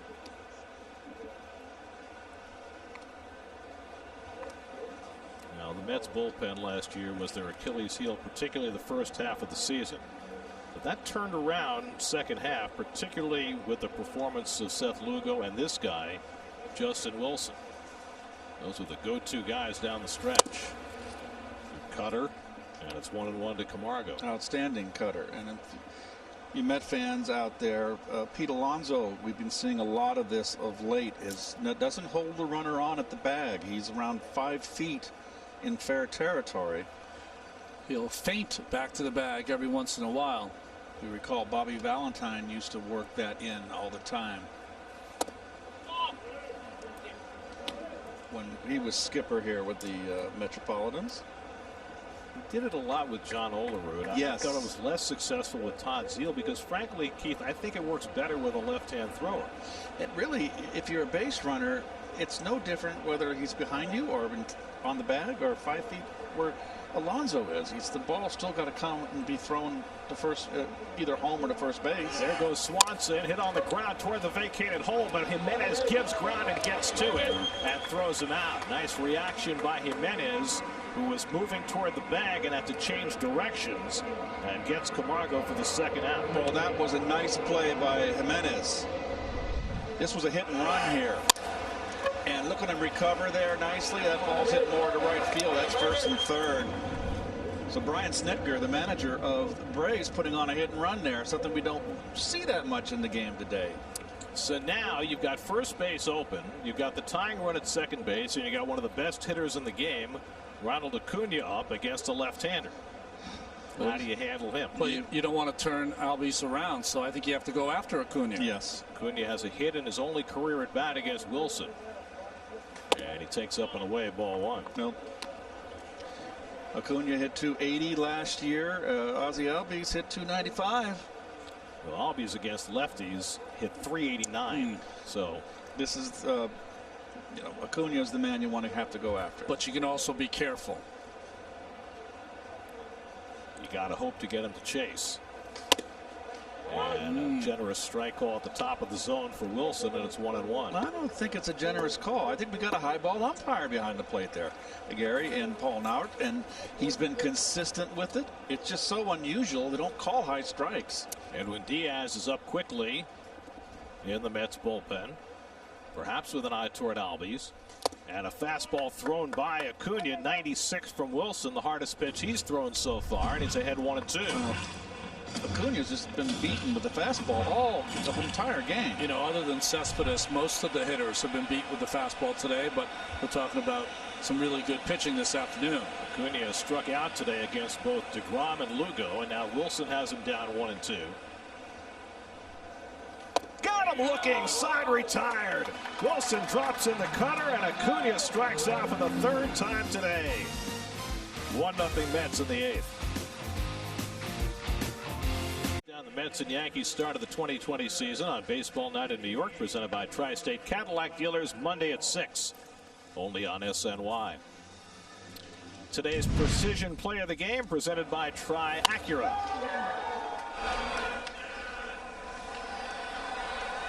And that was it, Keith.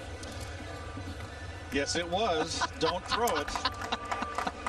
I was thinking, can you imagine what the crowd would have sounded like when we had fans in the stands and the reaction on that ball? Changes for the Braves. Ronald Acuna Jr. moves to center field. Adam Duvall, who pinch hit, stays in right. William Contreras makes his major league debut. That's the brother of Wilson Contreras. He's behind the plate.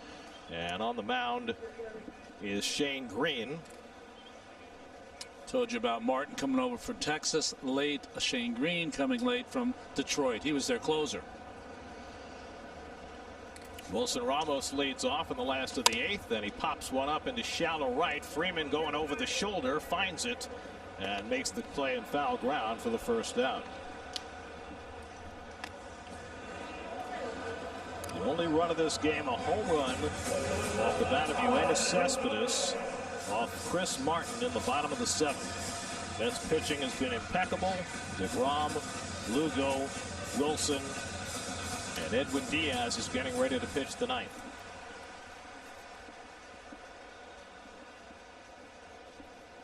Mets have had just 5 hits today. Rosario had one of them, a base hit to right center his last time up.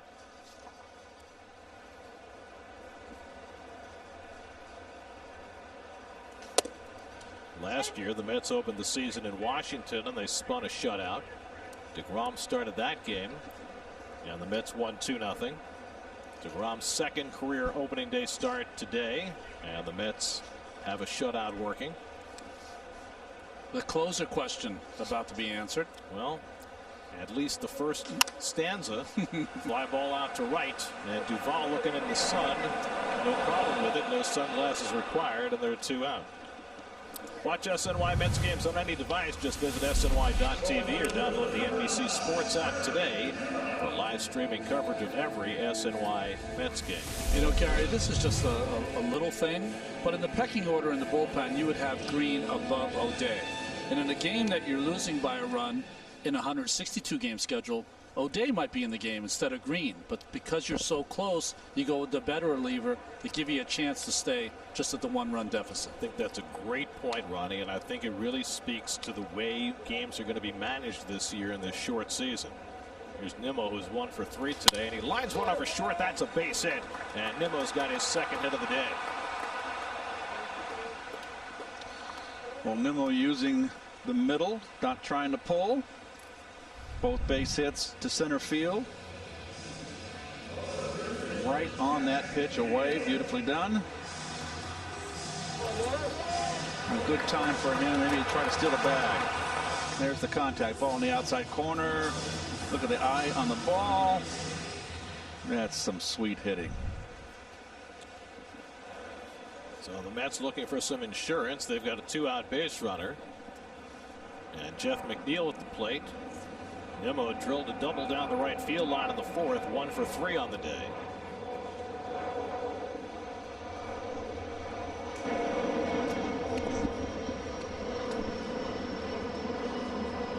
T-Mobile is your ticket to the game. Now through August 3rd, customers can score free MLB TV at T-Mobile.com/MLB.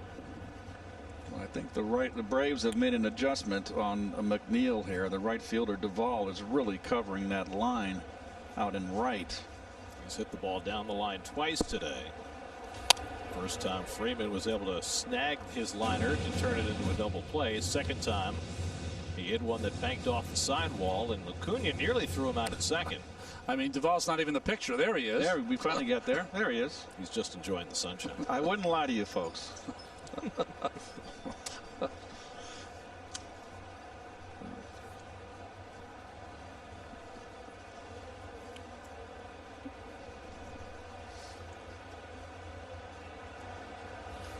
McNeil lays off the slider, and it's 1-1.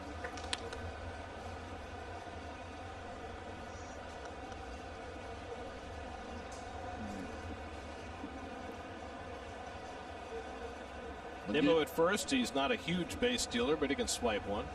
3 stolen bases last year. Those are some socks. Really?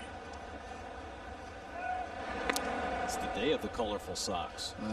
I was going to bring it up, but I decided to keep my mouth shut. I'm glad you brought it up. I mean, Nimmo's wearing those socks, so is Alonso, but I think Rosario has won the sock game for the Mets today with the stirrups, and there are those things that Shane Green is wearing.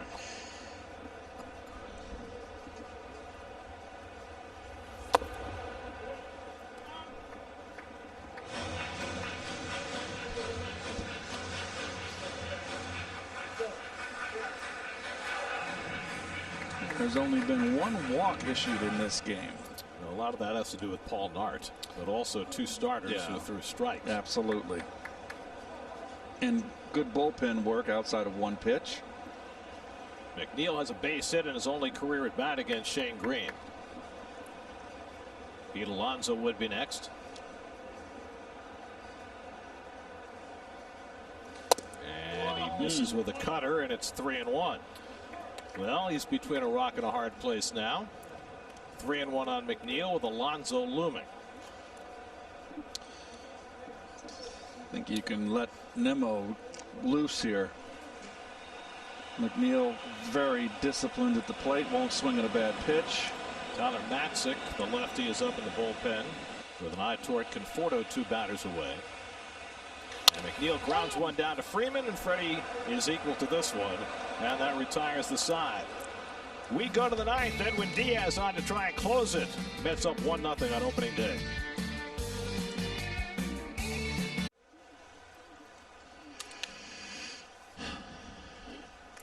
All right, thanks, Gary. Well, tomorrow, game 2 of the season. It'll be Steven Matz for the Mets, Max Fried for the Braves. Our coverage begins at 3:30 tomorrow right here on SNY. Well, Luis Rojas has a bunch of people who have closed in their careers, but Edwin Diaz is here to close, trying to protect a 1-0 lead against some good hitters. Ozzie Albies hits a one-hopper, and Andres Jimenez makes the play. 1 pitch and 1 retired for Diaz in the top of the ninth. Boy, it would be a sigh of relief for Diaz to close this out in a perfect 1-2-3 inning. I think it'd be a great boost for him. First pitch hitting in a 1-run game. Yep. Thank you very much. One thing you know, the rope is going to be very short. After the experience that Diaz had last year and with the brevity of this season, if Diaz does not get off to a fast start, Luis Rojas is going to have to think quickly. Well, he's got his work cut out for him right in the teeth of this Brave order. Freddie Freeman is 0 for 2 in a walk today. Hit the ball very hard his last time up. A bullet one-hopper to the right side. The McNeil handle. And Diaz goes away and misses. 2-0. I think that was a changeup, guys. It was. A pitch that he really did not throw last year. Agreed. 2-pitch pitcher, fastballs and sliders. Now he's behind Freeman 2-0. And now 3-0 with Marcell Ozuna waiting on deck. And Ozuna's probably had better swings than any other Brave today.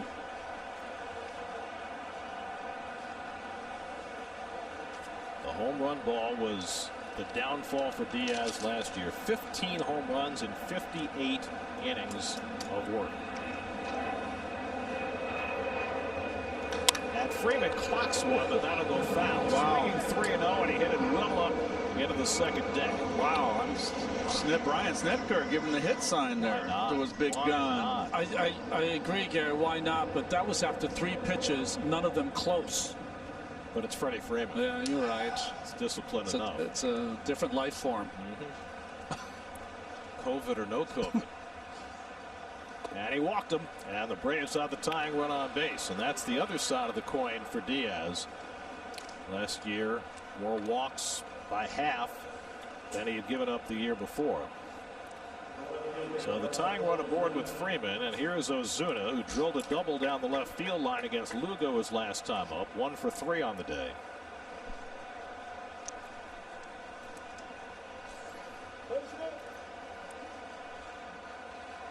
If the cardboard cutouts could move to the edge of their seats, they'd be on them. Good line. Ozuna swings over the slider, 0-1. Good slider. That's the pitch that eluded Diaz all last season. This is a good one. Down and away.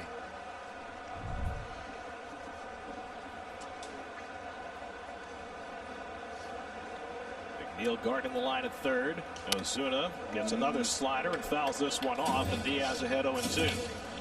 Edwin Diaz last year had the 5th highest swing and miss percentage in the major leagues. Think about that.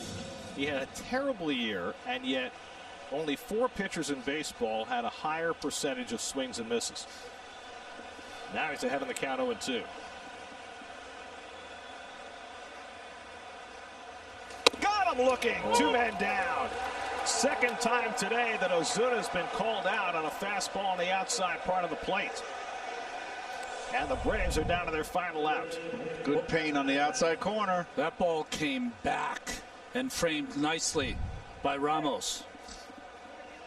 So 1 more out to get for Diaz, but he's got to face Matt Adams, whom the Mets let go a week ago. Adams has gone 0 for 3 today. And he takes it away. Ball 1. The only run of this game, a 7th inning home run by Yoenis Cespedes, who, by the way, is now homered in 3 straight games. May of 2018, July of 2018, July of 2020. The last 3 games he's played, he's homered in all of them.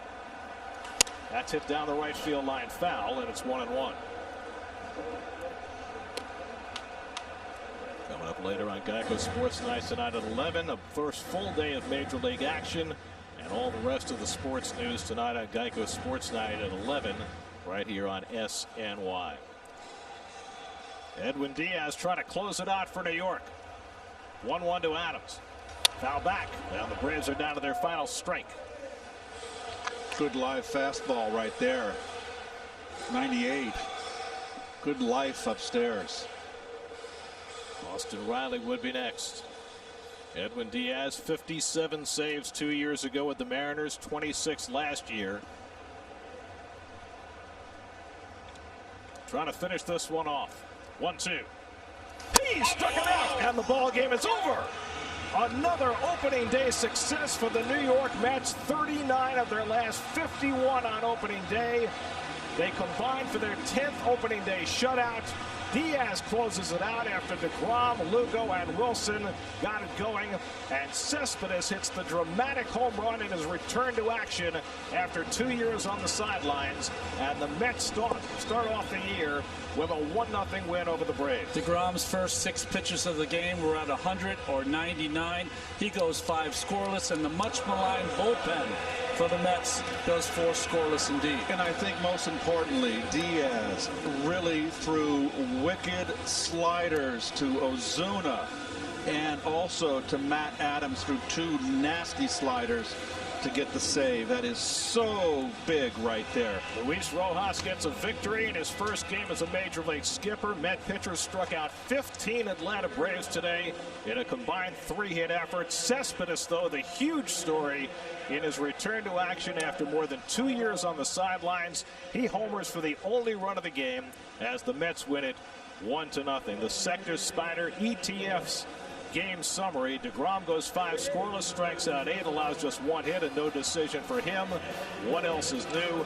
Lugo gets the win, Diaz the save, and Cespedes with the long home run for the game's only run. For every Mets win, the Mets organization is proud to contribute $2,500 to Northwell Health and the Katz Institute for Women's Health. For more information, visit northwell.edu/cats. This one brings the total contribution so far this season to $2,500. Edwin Diaz getting the job done on opening day. The Mets continue to be the kings of the opener. March, April, July, it doesn't matter. First game of the season, it's orange and blue. And lots to celebrate today, socially distanced or otherwise, as the Mets take their opener 1-0 over the Braves. We'll come back with more from Citi Field in just a moment.